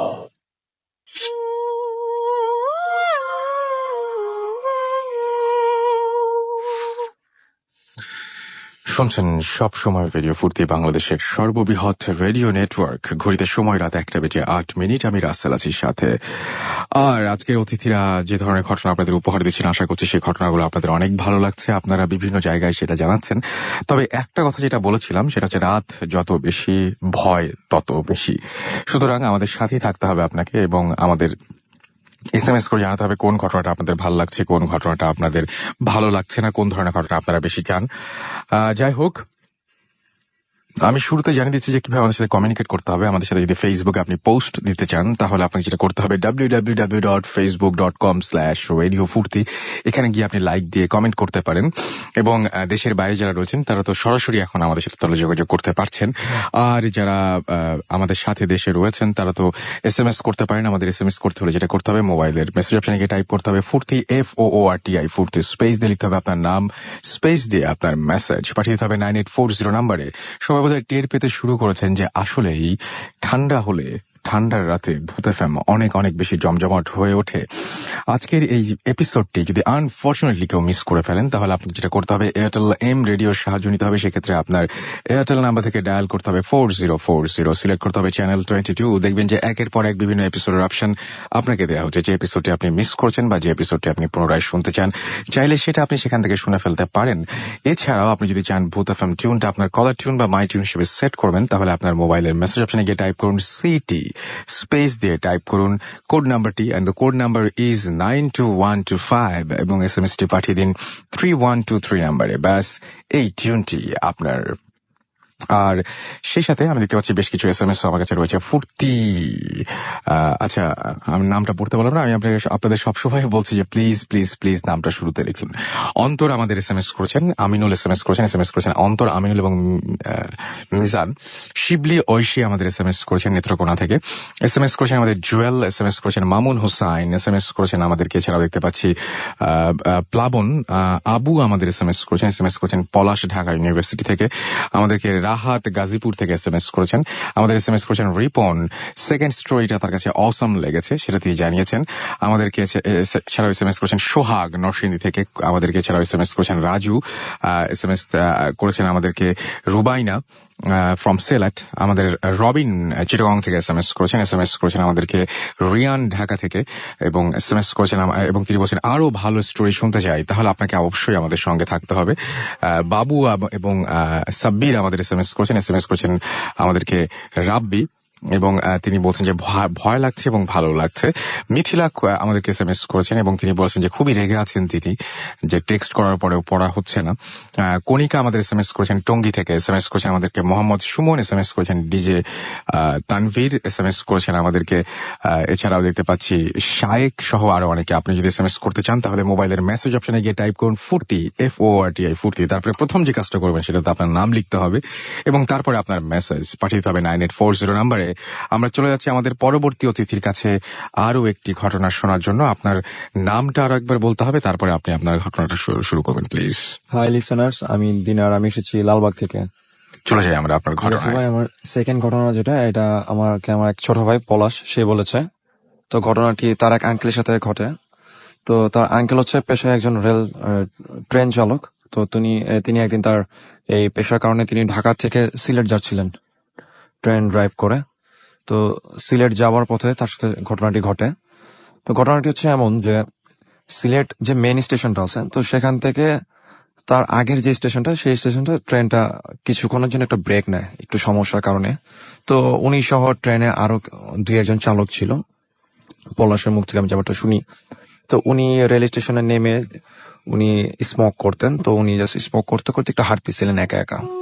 তো উনি যে পথটা ধরে একটু হাঁটতেছিলেন, যেহেতু উনি এই জায়গায় এর আগে অনেকবার এসেছেন, তো ওনার কাছে পুরো প্লেসটা নোন ছিল। তো উনি হাঁটতে হাঁটতে একটু লক্ষ্য করলেন যে উনি যে পথে উনি হাঁটছেন, তো ওনার পথের সামনে কেউ একজন দাঁড়িয়ে আছে, এবং যে দাঁড়িয়ে আছে তিনি লাল একটি জামা পরে আছে। তো উনি ভাবলেন হয়তো বা কোনো মহিলা টইলা হইতে পারে, যে কোনো প্রবলেমে পড়ছে, হয়তো এরকম কিছু একটা। তো রাসেল ভাই, যে মহিলাটাকে তিনি দেখলেন, তার হাতে একটি লুণ্ঠনের মতো ছিল, এবং সেটা থেকে কোনো হারিকেন টাইপের লণ্ঠন। ওকে। তো উনি দেখলেন যে সেখান থেকে তেমন একটা আলো ছড়াচ্ছে না, বাট উনি দেখে বুঝলেন যে ওখানে কে একজন দাঁড়িয়ে আছে। তো উনি সেখানটা গেলেন একটু। তো উনি যখন ওনার ঠিক 10 ফিট কি 15 ফিট দূরত্বে উনি ওনার কাছাকাছি চলে গেলেন, তো উনি লক্ষ্য করলেন যে উনি যার দিকে যাচ্ছেন তিনি তার থেকে ঠিক পিছনের দিকে যাচ্ছেন। এবং পিছনের দিকে যাচ্ছেন আসল ভাই, এমন হচ্ছে যে মানুষ একটা সোজা দাঁড়িয়ে থেকে পিছনে উল্টা হয়ে না ঘুরে, উল্টো হয়ে হাঁটা দিলে যেরকম ভাবে পিছিয়ে যায়, তো ঠিক এইরকম। তো উনি একটু ভয় পেলেন। তো উনি ভাবলেন যে এটা নর্মাল কোনো কিছু একটা। তো উনি তার কাছে গিয়ে জিজ্ঞেস করলেন যে আপনার কি সমস্যা, আপনি এত রাতে এখানে কি, আপনি কি ট্রেনে করে কোথাও যাবেন, এরকম কিছু একটা জিজ্ঞেস করলেন তাকে। তো উনি ওনার কথার কোনো অ্যান্সার দিলেন না। তো উনি আবারও জিজ্ঞেস করলেন যে আপনি কি আমার কথা শুনতে পাচ্ছেন, আপনি কি কোনো সমস্যায় পড়েছেন। তো তখন উনি যাকে বলতেছেন এই কথাগুলো, তো সে তাকে রিপ্লাই করে যে তোর কি সমস্যা এখানে, তুই তোর কাজে যা। তো এটা শোনার পর উনি একটু ওনার কাছে একটা ব্যাপারটা একটু উইয়ার্ড লাগে যে এরকম করে তো রিপ্লাই দেওয়ার কথা না। তো উনি যেহেতু স্মোক করেন, তো ওনার কাছে সিগারেট ছিল, তো উনি ভাবতেছিলেন যে খারাপ কোনো কিছু হলে তার কোনো ক্ষতি করতে পারবে না। কিন্তু আমরা শুনি যে আগুন সামনে থাকলে, আগুন কাছে থাকলে কোনো প্যারানর্মাল কোনো কিছু আমাদের ক্ষতি করতে পারে না। তো উনি আবারও জিজ্ঞেস করলেন যে আপনার কি সমস্যা, আপনি এমন করতেছেন কেন। তো এর মধ্যে রাসেল ভাই উনি যখন তাকে দেখে, তো ওনার ফেসটা মাথাটা হচ্ছে কি নিচের দিকে মুখ করা, তার মুখটা ছিল নিচের দিকে, এবং উনি যে লাল জামাটা পরা ছিল এটা দিয়ে তার মুখটা ঢাকা ছিল। তো উনি দেখতে পাচ্ছিলেন না, তার ফেসটা সম্পূর্ণ ক্লিয়ারলি দেখতে পাচ্ছিলেন না। তো উনি লক্ষ্য করলেন যে আমরা যদি কেউ দাঁড়িয়ে থাকি এবং আমাদের নাক বা মুখ দিয়ে যদি কোনো ব্লাড পড়তে থাকে, তো নিচে নিচে যে ব্লাডটা যে জমা হবে, তো উনি এরকম দেখলেন যে ওই মহিলাটার পায়ের এখানে অনেকখানি ব্লাড জমে আছে, এবং টাটকা ব্লাড যেটা মাত্র বের হচ্ছে। তো উনি এটা দেখার পর উনি আরেকটু ভয় পেলেন, এবং উনি বললেন যে আপনি কি আহত হয়েছেন, এরকম কিছু। তো এটা বলার সঙ্গে সঙ্গে উনি যাকে বললেন, যে মহিলাটাকে, তো সেই মহিলাটা তার দিকে জাস্ট তার ফেসটা উঁচু করলো এবং তার মাথায় যে ঘোমটাটা দেওয়া ছিল তো সেটা সরায় দিল। তো উনি যেটা দেখলেন সেটা হচ্ছে যে সেই মহিলাটার ডান চোখে যে ভ্রুটা ছিল সেখান থেকে একটা লম্বা কাটা দাগ তার ঠোঁটের এই দিকটা, নিচের দিকটা পর্যন্ত আসছে।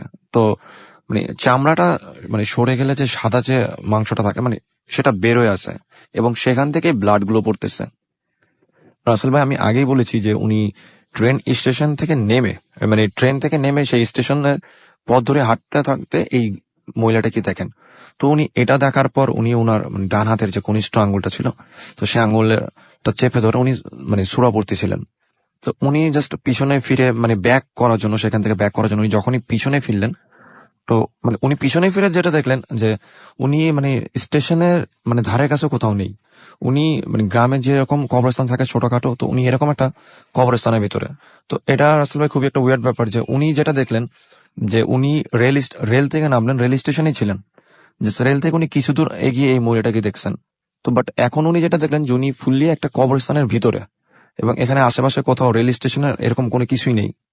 তো এটা দেখার পর উনি যখন আবার ঘুরলো, তখন উনি দেখলো যে ওনার সামনে যে মহিলাটা দাঁড়িয়েছিল, যার সাথে উনি কোশ্চেন করতেছে এতক্ষণ ধরে, যাকে তিনি দেখতেছেন, তিনি একটা কবরের উপরে দাঁড়িয়ে আছেন, এবং উনি তার কবরটার পাশে দাঁড়িয়ে আছেন। তো এটা দেখে উনি সেখান থেকে ভয়ে দৌড় দিয়ে পালানোর জন্য, যখনই উনি ভয়ে দৌড় দিলেন সেখান থেকে, তো ওনার মনে হলো যে ওনাকে পিছন থেকে কে একজন ধাক্কা দিয়ে ফেলে দিছে। তো সেখান থেকে ধাক্কা দেওয়ার পর তিনি সেখানে সেন্সলেস হয়ে যান। তো সকালবেলা যখন ওই গ্রামের আশেপাশের লোকজন যখন এই পথে যাতায়াত করতেছিল, তো তখন তারা তাকে এখান থেকে রিচ করে এবং তাকে জিজ্ঞেস করে যে আপনি এত রাতে এই কবরস্থানে কি করতেছিলেন। তো ওনাকে যখন জিজ্ঞেস করা হয়, তো উনি সম্পূর্ণ ঘটনা তাদেরকে খুলে বলে। তো সম্পূর্ণ ঘটনা খুলে বলার পর উনি যথারীতি সেখান থেকে অন্য যানবাহনে করে উনি ওনার বাসায় চলে আসে। উনি সিলেটে একটা কোয়ার্টারে ছিলেন।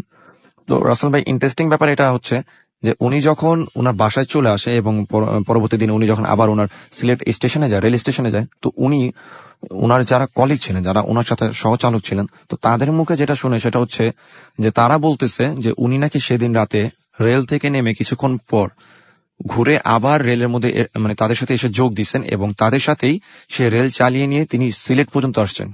তো তার কাছে যে কোশ্চেনটা যে সেটা হচ্ছে যে উনি তো কবরস্থানে ছিলেন, এবং কবরস্থানের সেন্সলেস অবস্থায় সারা রাত সেখানে ছিলেন, এবং সকালবেলা তাকে সেখানকার লোকজন তাকে রিচ করে তাকে বাসায় ফিরে দেয়, বাসায় পাঠায়। তো উনি তাদেরকে কোনো মতেই বিশ্বাস করাতে পারেননি যে উনি সেদিন রাতে ট্রেনে আর ব্যাক করেননি। তো এটা খুবই একটা উইয়ার্ড ব্যাপার ছিল, এবং উনি বলেছেন যে ওনার লাইফে এই এই এই ফুল প্রেশার যে লাইফটা ওনার ছিলেন, তো উনি বলছেন যে এরকম ঘটনা ওনার সাথে আর কখনো ঘটেনি, এবং কারোর সাথে যে এরকম ঘটছে উনি এরকম কোনো এক্সপিরিয়েন্সও কারো মুখ থেকে শুনেননি। এই ছিল রাসেল ভাই আমার ঘটনা। এবং ভদ্রলোকে তো আপনি খুব ভালোভাবে চেনেন। জি রাসেল ভাই, উনি এখন আর সেই পেশায় নেই। তার নাম হচ্ছে মোহাম্মদ জহিরুল হক। আচ্ছা, উনি এখন আর সেই পেশায় নেই, মানে উনি রিটায়ার করে গেছেন। জি জি। অলরাইট, আপনাকে অনেক অনেক ধন্যবাদ আপনার ঘটনার জন্য। ফিরে আসছি আপনার কাছে আরো একবার। আমরা এছাড়াও মাঝখানে দেখতে পাচ্ছি যে অনেকে আমাদের ফেসবুকে পোস্ট করছেন। আমাদেরকে উদাসী শরীফ SMS করেছেন, লিখেছেন অসম রকিং ভূত FM। আমাদেরকে SMS করেছেন দেখতে পাচ্ছি আরো অনেকেই, এবং আমাকে মিরাজ আহমেদ আকাশ SMS করে বলেছেন যে আজ একটুও ভয় পাচ্ছি না, আপনি সত্যিই ব্যতিক্রম। আমাদেরকে SMS করেছেন এছাড়াও দেখতে পাচ্ছি আমাদেরকে আলিফুজ্জামান হাসান এবং আচ্ছা আলিফুলস হাসান। আচ্ছা, লাস্টের কাহিনীটা তার কাছে ভালো লাগেনি, মানে এর আগে যে কাহিনীটা হয়েছে সেটা তার কাছে ভালো লাগেনি।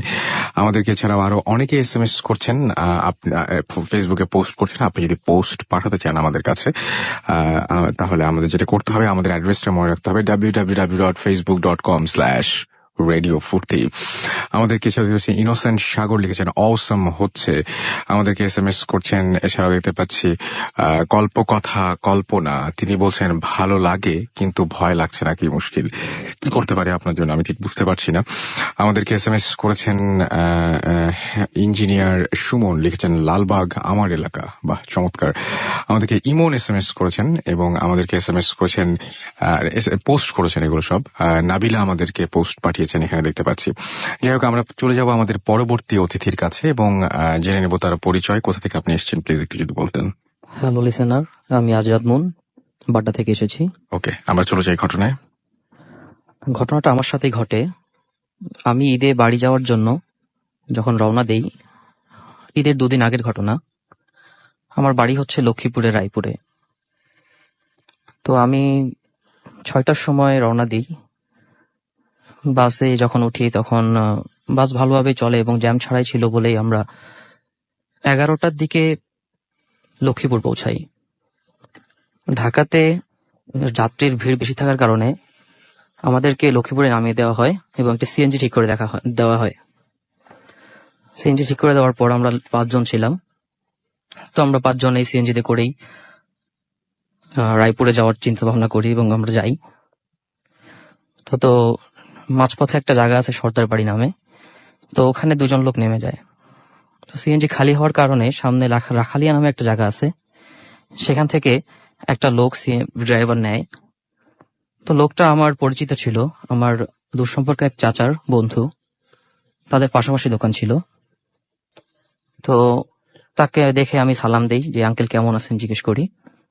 তো সে জাস্ট বলে হ্যাঁ ভালো আছি, এটা বলেই সে ড্রাইভারের পাশে বসে আমাদের সাথে রায়পুরে আসে। রায়পুরে আসার পর আমি বলি যে আঙ্কেল এত রাত্রে, ওনার বাড়িটা একটু দূরেই ছিল, তো আমি বলি আঙ্কেল এত রাত্রে আপনি কিভাবে যাবেন, আপনি তুই পাবেন না, তো আপনি চলেন আমাদের বাসায় আজকে থাকবেন। তো বলে না আমার আসলে কাজ আছে, তুমি এই প্যাকেটটা তোমার চাচাকে দিও, যে চাচা আর কি ওনার বন্ধু ছিল তাকে দিতে বলেছিল। তাই বললাম আচ্ছা ঠিক আছে, তাই বলে আমি প্যাকেটটা নিয়ে নেই। তো আসলে রাসেল ভাই, যে সিএনজিতে আসার সময় একটা ঘটনা ঘটে, সেটা হচ্ছে উনি যখন ওঠে তখন সিএনজিটা অনেক ভার হয়ে যায় এবং আমাদের মনে হয় যে অনেক সময় লাগতেছে। তো আধা ঘন্টা মিনিমাম লাগার কথা থাকে, কিন্তু সেদিন আমাদের প্রায় 1 ঘন্টার মতো লাগে লক্ষ্মীপুর থেকে রায়পুর আসতে। তো আসার পর সকাল রাত্রে আমি আর আঙ্কেলের বাসায় যাই নাই, যেহেতু 12টার কাছাকাছি বেজে গিয়েছে। ঘুমিয়ে পড়ি এবং সকালে আমি চাচাকে গিয়ে বলি যে চাচা, দুলাল আঙ্কেল আপনাকে এটা দিয়েছে। তো আঙ্কেল তখন আমার দিকে বেশ বড় বড় করে তাকায়, বলে দুলালকে তুই কোথায় পেয়েছিস? তো বললো আমি কালকে যখন ঢাকা থেকে আসছিলাম, তো তখন বাস স্ট্যান্ডে যখন নামি তখন উনি আমাকে এটা দিল। আঙ্কেল তখন বলে যে দুলাল তো রোড অ্যাক্সিডেন্টে মারা গেছে, প্রায় 2 মাসের মতো হবে। তাই আমি বললাম যে না আঙ্কেল, দুলাল আঙ্কেলই তো দিল। তো তখন আঙ্কেল প্যাকেটটা খুলে দেখলো কি তার ভিতরে 10,000 টাকা আছে। তো আমি যখন শুনলাম যে আমি কোন একটা মৃত লোক আমাকে টাকাটা দিল, তখন আমি খুব ভয় পাচ্ছিলাম এবং আমি সারাদিন আমি মানে বাসায় ছিলাম, কোনো দিকে যাচ্ছিলাম না। আর আমার মাথার ভিতরে শুধু এটা চিন্তা করছিলাম যে এটা কিভাবে সম্ভব। তো আমি রাত্রে শুতে যখন যাই তখন আমার খালি এই ব্যাপারটা আসতেছিল যে আমি কিভাবে আসলাম, কার সাথে আসলাম, আঙ্কেল এটা কি বললো। তো এরকম চিন্তা করে করে আমি ঘুমাইতে না পেরে আমার একটা ফ্রেন্ডকে ডাকি, একসাথে আমরা ওদিন রাতে থাকি। তো সকালবেলা আসলে আমি একটা ব্যাড নিউজ, সেটা হচ্ছে আমি যে চাচাটাকে টাকাটা দিয়েছিলাম সেই চাচাটা মারা গেছে। আপনার নিজের চাচা? আমার দুঃসম্পর্কে আর কি, আমার আব্বুর দুঃসম্পর্কে আচ্ছা। চাচাতো ভাই, আমার ওভাবে চাচা হয়। তো মারা গেছে শুনে আমি তো আসলে টোটালি শক, যে এটা কি হলো। তো আসলে রাসেল ভাই, এখানে একটা জিনিস মিরাকেল, সেটা হচ্ছে এই যে আমি রাত্রে দেখেছিলাম যে আমার ওই চাচাকে হয়তো কেউ গলা টিপে ধরতেছে, এরকম একটা স্বপ্ন আমি দেখেছিলাম। তো আমি আসলে ওটা এরকম রাত্রে ঘুম ভেঙে গিয়েছিল, তো চিন্তা করেছি হয়তো সারাদিন এটা নিয়ে ভাবছি, এই জন্য হয়তো এরকম একটা কিছু ঘটতেছে। তো আসলে এটা আমি চিন্তা করি না। তো পরে আমি গেলাম চাচাকে দেখার জন্য এবং চিন্তা করলাম যে আসলেই যেহেতু ভূত এফএম আমি রেগুলার শুনি, তো বললাম যে দেখি এই চাচার গলায় কি আসলে কোনো স্পট পাওয়া যায় কিনা। তো আমি দেখি যে চাচার আসলে গলাটা লাল হয়ে আছে। আমি এখানে প্রচন্ড ভয় পাই এবং আমি খুব দ্রুত চলে আসি বাসায়। এসে আমি ব্যাপারটা আসলে কাউকে বলতে চাচ্ছিলাম না, বলতে পারতেছিলাম না যে কি করব, আমি আসলে ব্যাপারটা কি হবে। তো এরকম করে আমি বেশ মানে বহুত ভয়ে এই দিনগুলো কাটিয়েছি এবং পরে আমি জানতে পারি যে আসলে এখানে একটা ঘটনা ঘটেছিল যে আঙ্কেল আর কি তার কাছে 10,000 টাকা পেত এবং সে মারা যাওয়ার পর যেহেতু পাশের দোকান ছিল এই জন্য হয়তো হাওলাত বরাদের একটা ব্যাপার স্যাপার ছিল। তো এই জন্য আঙ্কেল মনে হয় ওনাকে বেশ মাঝে মাঝে ওই নিজে থেকে আর কি হয়তো মজা করে কিনা সেটা জানি না, তো যেটা শুনেছি আমি যে বেশ করতো যে আমার টাকা না দিয়ে মারা গেল আর মরার সময় পাইলো না, এরকম অনেক কিছুই বলতো আর কি। তো আমার মনে হয় যে রাসেল ভাই এই যে গালাগাল করা বা এইসব কারণেই হয়তো বা তাকে কোনো একটা রূপ ধরে আসে বা কোনো জিন বন্য কেউ এসে তাহলে এই ঘটনাটা ঘটিয়েছে। আর এটার পর থেকে আসলে আমি ওই চাচিকেও আসলে ব্যাপারটা আমি ক্লিয়ার করি নাই যে আসলে আমি এরকম স্বপ্ন দেখেছিলাম। তো আমার সবচেয়ে ইয়ে লেগেছে যে এই স্বপ্নের ব্যাপারটা আর বাস্তবটা কিভাবে মিলে গেল। আমি রাত্রে জাস্ট দেখলাম যে সে তাকে গলা টিপে কেউ মেরে ফেলতেছে, সকালে আমি সেই ঘটনাটাই শুনলাম। জাস্ট এটাই হচ্ছে কি আমি শকড। আর এরপর থেকে আমি এখন নিজে থেকে ঘুমাইতে পারি না, একটু সমস্যা হয়। অনেক ধন্যবাদ আপনাকে। আমাদের জীবনে অনেক সময় এরকম অদ্ভুত অদ্ভুত সব ঘটনার মধ্য দিয়ে আমাদেরকে যেতে হয় এবং আপনাদের জীবনেও এরকম অসংখ্য ঘটনা আছে হয়তো। অনেক সময় স্বপ্ন যদি বাস্তবের সাথে না মেলে তাহলে আমরা সবচাইতে বেশি খুশি হই। অনেক সময় স্বপ্ন যদি বাস্তবের সাথে মিলে যায় তাহলে আমরা সবচাইতে বেশি খুশি হই। আসলে স্বপ্নটা কেমন হচ্ছে বা আমরা কি চাইছি সেটার উপরে ডিপেন্ড করছে সবকিছু। তো আমার মনে হয় যে আপনারা ঘটনা তো পাঠাবেনই, কিন্তু যে যেখানেই থাকেন না কেন সুরক্ষিত থাকেন। আর সেই সাথে আমি একটা জিনিস আপনাদেরকে বলবো, সেটা হচ্ছে যে আপনাদের হঠাৎ করেই যে মানে কোনো কোনো জিনিস আসলে জানতে চাওয়া ভালো, আর কোনো কোনো জিনিস বোধহয় না জানতে পারাটাই সবচাইতে বেশি ভালো।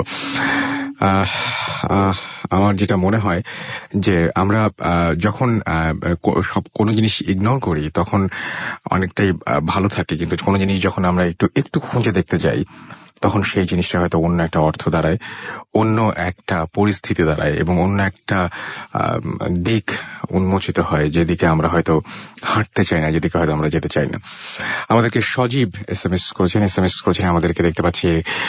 সোহেল এসএমএস করেছেন আমাদেরকে, সাদিকুল এসএমএস করেছেন আমাদেরকে, নিয়ামুল আমাদেরকে, তাশরিফ এসএমএস করেছেন আমাদেরকে, কাজল হাসান আমাদেরকে, ইমরান এসএমএস করেছেন এবং তিনি বলছেন ভয়ে ঘেমে গেছি। আমাদেরকে সজীব এসএমএস করেছেন আমাদেরকে, এছাড়াও সোহেল, অনামিকা আমাদের এসএমএস করেছেন আমাদেরকে, দেখতে পাচ্ছি এমডি সাদেক, বাবু আহমেদ আমাদের এসএমএস করেছেন, চাঁদনি মংলা থেকে আমাদের এসএমএস করেছেন। তিনি বলছেন ঘুম আসছে তারপরে তিনি শুনছেন আমাদের এই প্রোগ্রাম। প্রান্ত আমাদের এসএমএস করেছেন এবং তিনি লিখেছেন যে আমি তার এসএমএস এর একটাও পড়ি না। I am really sorry, but আমি আপনার এসএমএস না পড়ার কোনো কারণে হয়তো আপনার এসএমএসটা আমি সামহাও মিস করেছি। তিলোভা আমাদের এসএমএস করেছেন চট্টগ্রাম থেকে, আমাদেরকে এসএমএস করেছেন সুপ্তি এবং আমাদেরকে এসএমএস করেছেন রাজু এবং আমাদেরকে এছাড়াও আরো অনেকে এসএমএস করছেন এবং করছেন। আপনি যদি এসএমএস করতে চান তাহলে আপনি যেটা করতে হবে, মোবাইলের মেসেজ অপশনে গিয়ে টাইপ করতে হবে ফুর্তি, FOORTI ফুর্তি, স্পেস দিয়ে লিখতে হবে আপনার নাম, স্পেস দিয়ে আপনার মেসেজ পাঠাতে হবে 9840 নাম্বার। যদি আমাদের কাছে ঘটনা পাঠাতে চান তাহলে আপনাকে যেটা করতে হবে, আপনার আমাদের ইমেল অ্যাড্রেস জানতে হবে এবং আমাদের ইমেল অ্যাড্রেস হচ্ছে bhutfm@radiofurti.fm, which is BHTTFM@radiofurti.fm। এখানে আপনার নাম, ঠিকানা এবং ফোন নাম্বার সহ আপনার জীবনে ঘটা সেরা ঘটনাগুলো পাঠিয়ে দিন। আর অবশ্যই শুরুতে উল্লেখ করুন যে এই ঘটনাগুলোকে আপনি এখানে এসে নিজে শেয়ার করতে চান নাকি আপনি চান যে আমরা আপনাদের এই ঘটনাগুলো পড়ে শোনাবো। আর যারা দেশের বাইরে রয়েছেন তাদেরকে রিকোয়েস্ট করবো যে আপনারা সরাসরি ঘটনাটি মোবাইলে রেকর্ড করে আমাদের কাছে পাঠিয়ে দিন। চিন্ময় সরকার জয় আমাদের SMS করেছেন এবং তিনি SMS না, ফেসবুকে পোস্ট পাঠিয়েছেন যে I am Joy from Netrokona, ভাইয়া চরম লাগছে। এবং আমাদেরকে বিল্লাল হুসাইন পোস্ট দিয়েছেন যে ভয় লাগছে হালকা হালকা। মোহাম্মদ আলামিন আমাদের SMS পোস্ট দিয়েছেন এখানে এবং লিখছেন খুব ভালো লাগছে, এবং বলছেন যে বাট পোস্ট পড়েন না কেন? এই তো পোস্ট পড়ছি তো। আমাদেরকে নাসের রেজা SMS করেছেন এবং তিনি বলছেন যে অনেক মজা লাগছে শুনতে, ফার্স্টের ঘটনাটা মনে হয় তার ভালো লেগেছে, এরকম কিছু একটা তিনি লিখেছেন। আমাদেরকে এছাড়াও দেখতে পাচ্ছি পাইরেটস অর্কো SMS করেছেন এবং তিনি বলছেন লাস্ট স্টোরিটা অনেক ভালো লাগলো, এবং তিনি অনেক বড় একটা ফ্যান আমাদের রেডিও ফুর্তির। এই পোস্টটি তিনি পাঠিয়েছেন। আপনি যদি ফেসবুকে পোস্ট করতে চান তাহলে চলে যান www.facebook.com/radiofurti ভূত FM, লাইক দিয়ে কমেন্ট করুন। আমরা একটা ছোট্ট বিরতি নিতে হবে আমাদের, এবং বিরতির পরে আমরা আবারও ফিরে আসবো আরো চরম কিছু ঘটনা নিয়ে। সেই পর্যন্ত আমাদের সঙ্গেই থাকবেন আশা করছি। আর ইন দ্য মিন টাইম আমাদের অবশ্যই SMS পাঠাতে ভুলবেন না। SMS করে জানিয়ে দিন কোন ঘটনাটি সবচাইতে বেশি ভালো লাগছে, কোন ঘটনাটি আপনাদের ভালো লাগছে না। আমরা একটা বিরতি নিয়ে আবারও ফিরে আসছি। স্টে টিউনড রেডিও ফুর্তি এন্ড ডোন্ট স্টপ দ্য ফুর্তি।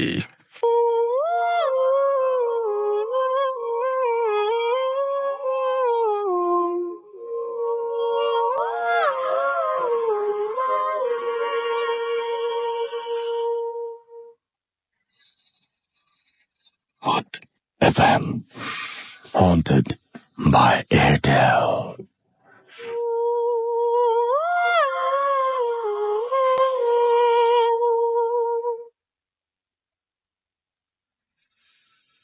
শুনছেন সবসময়ের রেডিও ফুর্তি ঘুরিতে, সময় রাত 1:32। আমি রাসেল আছি সাথে, এবং আজকের অতিথিরা আমার সাথে রয়েছেন। এই মুহূর্তে আমি আবারও ফিরে আছি দিনারের কাছে। তার কাছে আরো একটি ঘটনা আছে, সেটা শোনার জন্য। দিনার, প্লিজ আপনার ঘটনা। রাসেল ভাই, ধন্যবাদ আপনাকে। রাসেল ভাই, এই ঘটনাটি হচ্ছে আজিমপুর কবরস্থানকে নিয়ে। তো আমি সরাসরি ঘটনায় চলে যাই। ঘটনাটি যার সাথে ঘটেছে তার নাম হচ্ছে ইউনুস, এবং এটা 89 or 90 দিকের একটি ঘটনা। 89। জি। ওকে। তো উনি এখন যেমন রাসেল ভাই আমাদের কবরস্থানে যেমন একটা নিয়ম হয়ে গিয়েছে যে 10টার পর কোনো লাশ দাফন করা হয় না, তো তখন এই নিয়মটা এরকম করে বিল্ড আপ করা হয়নি, জাস্ট সবাই একটু মেনটেন করতো, এবং এমার্জেন্সি কোনো লাশ চলে আসলে সেটাকে দাফন করা হতো, এবং দাফনের যে কাজগুলো ছিল সেই কাজগুলো করা হতো। তো সেদিন একটা লাশ আসে ওনার কাছে। উনি কবরস্থানে যেহেতু কাজ করতেন, তো ওনার হাতে সে কাজটা এসে পড়ে। তো উনি কবরটা মানে যখন খুঁজতেছিলেন, তো তখন তিনি যে তার রিলেটিভ যে মারা গেছে তার রিলেটিভের মুখে মানে শুনতে পায় যে মানে একটু জিজ্ঞেস করে যে মানে কিভাবে মারা যায়। তো তারা তাকে বলে যে যার লাশ এটা সে সুসাইড করেছে। তো তখন সুসাইড করা কোনো লাশ আসা বা সুসাইড করা, তো সেটা নিয়ে মোটামুটি সবাই একটু আলোচনা করতো যে এটা কেন করলো।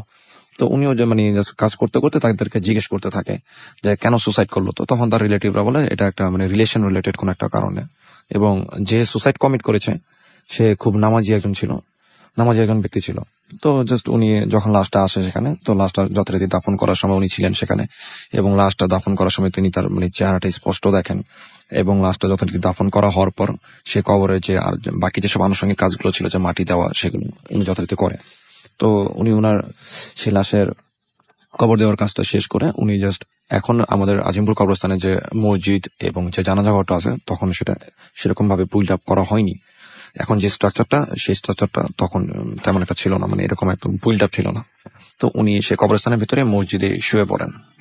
তো উনি যে রুমটায় ঘুমান, তো উনি ঘুমান ঠিক রাত 1টা কি 2টা এরকম একটা টাইম হবে। তো এরকম একটা সময় এসে তার রুমের জানালার মধ্যে কেউ একজন এসে নক করতেছে। তো নক করে বলতেছে যে ভিতরে কে আছেন, বের হন। তো উনি জাস্ট ঘুমিয়েছিলেন, উনি জাস্ট ঘুম থেকে উঠে জানালাটা খুলেন। তো জানালাটা খুলে দেখলেন যে একজন লোক দাঁড়িয়ে আছে। তাকে বলতেছে যে একটি লাশের জানাজা আছে, আপনাকে আসতে হবে। তো উনি একটু মানে চমকে যায় যে এত রাতে জানাজা। তো এখন যেমন এরকম নিয়ম হয়েছে যে 10টার পর দাফন করেন, ওইরকমই ওই সময় এই নিয়মটা ছিল না, বাট মেনটেন করা হতো মোটামুটি। তো উনি জাস্ট একটু রেডি হতে থাকেন। তো তখন আবারও জানালায় নক করে বলা হয় যে একটা লাশের জানাজা ছিল, আপনি আসেন। তো উনি এবার দ্বিতীয়বার শোনার পর যথারীতি উনি মানে জামাটা চেঞ্জ করে বের হবেন কিনা এরকম মানে একটা চিন্তা মানে দ্বিধাদ্বন্দ্বে পড়ে যান যে এত রাতে যাওয়াটা ঠিক হবে কিনা। তো এখন মানে থার্ড টাইম সেই লোকটা তাকে মানে খুব রাগান্বিত ভয়েসে মানে একটু মানে জোরে বলতে থাকে যে আপনি এখনো বের হচ্ছেন না কেন, আপনার জন্য আমরা সবাই অপেক্ষা করতেছি। তো এটা শুনে রাসেল ভাই উনি বের হন রুম থেকে। তো উনি যে লোকটাকে দেখলেন তিনি আলখোল্লা পরা ছিলেন। তো উনি তার সাথে চলে যায়। এখন যেখানটা জানাজা পড়ানো হয় আজিমপুর কবরস্থানে, উনি সেদিকে চলে যান। তো উনি সেদিকটা গিয়ে দেখেন যে সেখানে 25-30 জনের মতো লোক আলখোল্লা পরে দাঁড়িয়ে আছে, যে জানাজা পড়ার সময় আমরা যেভাবে দাঁড়াই ঠিক তারা সবাই ওইভাবে দাঁড়িয়ে আছেন। এবং উনি বুঝলেন যে সবাই উনার জন্যই ওয়েট করতেছে। তো উনি যথারীতি সেখানে যায়, তো গিয়ে দাঁড়ায় এবং জানাজা পড়ার জন্য প্রিপারেশন নিতে থাকে। তো আমরা যখন কারো জানাজা পড়াই আমরা দেখি যে লাশটা সামনে রাখা হয়। তো উনি প্রথম যখন সেখানটা গেলেন তো উনি দেখলেন যে সবাই দাঁড়িয়ে আছে। রাসেল ভাই একটু পর কি 5 কি 10 সেকেন্ড হবে, একটু পরে উনি যেটা দেখলেন, যেটা মানে উনি মানে ভাবতেও পারেন না যে উনি এরকম বিষয়টা দেখবেন। উনি দেখলেন যে যে লাশ, একটা কাফনে মোড়া একটা লাশ সবার থেকে উপরে জাস্ট শূন্যে ভাসছে, সবার সামনে শূন্যে ভাসছে। এবং লাশের মুখের অংশে যে কাফনে কাপড়টা ছিল সেটা মানে ঝুলে আছে। এবং তিনি সেই লাশটাকে স্পষ্ট দেখলেন এবং তিনি চিনতে পারলেন যে এই লাশটাকেই উনি আজকে সন্ধ্যায় যেটাকে কবর দিয়েছেন এবং যে লাশটার জন্য তিনি কবর খুঁজেছিলেন এটা সেই লাশটি। তো এটা দেখে উনি রীতিমতো খুবই ভয় পান। তো ভয় পাওয়ার পর উনি মানে জাস্ট নিচের দিকে তাকিয়ে দেখলেন যে যে সবাই যে আলখোল্লা পরা ছিল, মানে উনি কারো মানে পায়ের পাতা যেটা মানে গোড়ালির নিচের যে অংশটুকু এটা মানে কারো ছিল না। উনি যেটা বলেন যে উনি কারো গোড়ালির নিচের অংশটুকু কারো দেখেনি। তো এটা দেখে উনি রীতিমতো খুবই ভয় পেয়ে যান। তো উনি ভয় পাওয়ার পর রাসেল ভাই জাস্ট উনি যখন ভয় পেয়ে দাঁড়িয়ে আছেন তখন দেখলেন যে সামনে যে 20-25 জন লোক ছিল তার সামনে সবাই তার দিকে ঘুরে তাকিয়ে আছে। তো উনি যেমনটা বলল যে যেটা হয়তো বা আমি বলে বোঝাতে পারবো না, উনি হলে অথবা খুবই সুন্দর করে বোঝাতে পারতেন। তো উনি যেমনটা বলল যে আমাদের একটা মানুষের চেহারায় যেমন চোখের একটা শেপ আছে, তারপর নাক মুখের যে একটা শেপ থাকে, তো উনি বললেন যে প্রতিটা মানুষেরই চেহারা দেখতেছি বাট চোখ নাক মুখ এগুলোর কোনো শেপই ছিল না তাদের চেহারাটার মধ্যে। তো এটা ওনার কাছে খুবই ভয়ের মনে হয়েছে এবং উনি রীতিমতো খুবই ভয় পেয়েছেন এটা দেখার পর। তো এটা দেখার পর উনি বলতেছিল যে তাদেরকে যে আমি তো আপনাদের কোনো ক্ষতি করিনি, আমাকে ছেড়ে দেন, আমি চলে যাই। তো এটা বলার সঙ্গে সঙ্গে রাসেল ভাই যে ওনাকে ডেকে নিয়ে আসছে ওনার কিন্তু চেহারা অবয়বটা ছিল। তো উনি তার হাতটা ধরে বলতেছে যে জানাজাটা তো আছে, জাস্ট বলতেছে জানাজাটা পড়া শেষ হলে শুধু কবরটা দিয়ে চলে যান, থাকেন আপনি। তো উনি রীতিমতো ভয়ে মানে চিল্লাচিল্লি শুরু করে দিছে। তো উনাকে যে নিয়ে আসছে উনি তার দিকে তাকিয়ে দেখলেন যে তার চোখ দিয়ে মানে একজন মানুষ কান্না করলে যেভাবে পানি বেরিয়ে পড়ে, তো পানি পড়তে থাকে, তো উনি দেখলেন তার চোখ দিয়ে মানে মানে ব্লাড পড়তেছে। তো এটা দেখে রাসেল ভাই উনি খুবই ভয় পান। তো ভয় পাওয়ার পর উনাকে একটা থাপ্পড় দেওয়া হয় যার সাথে ঘটনাটি ঘটে। তো উনি সেখানে সেন্সলেস হয়ে পড়ে যান।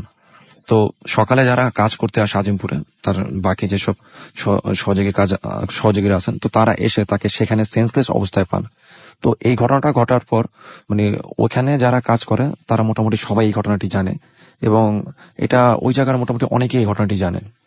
এবং আমরা অনেকে বলি যে কবরস্থানে অনেক ধরনের বা অনেকে বলে থাকে যে কবরস্থানে বিভিন্ন জিনিস খারাপ জিনিস দেখা যায় না, কিন্তু আমি অনেকের মুখে শুনেছি যে রাসেল ভাই দুষ্ট প্রকৃতির যেসব জিনগুলো আছে তারা মোটামুটি অনেককে বিভিন্ন ভাবে কবরস্থানের ভিতরে ভয় দেখায়।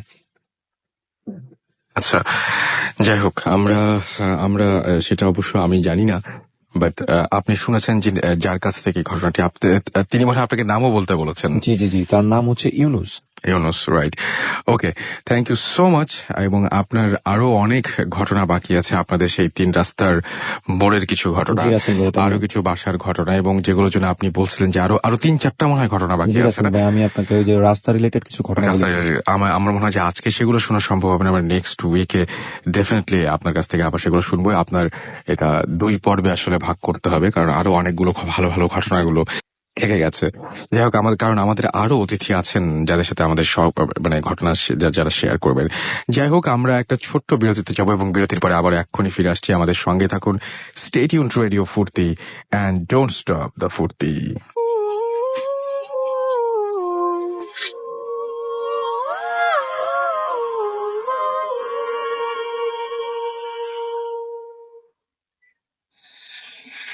Foot FM. Haunted by Airtel.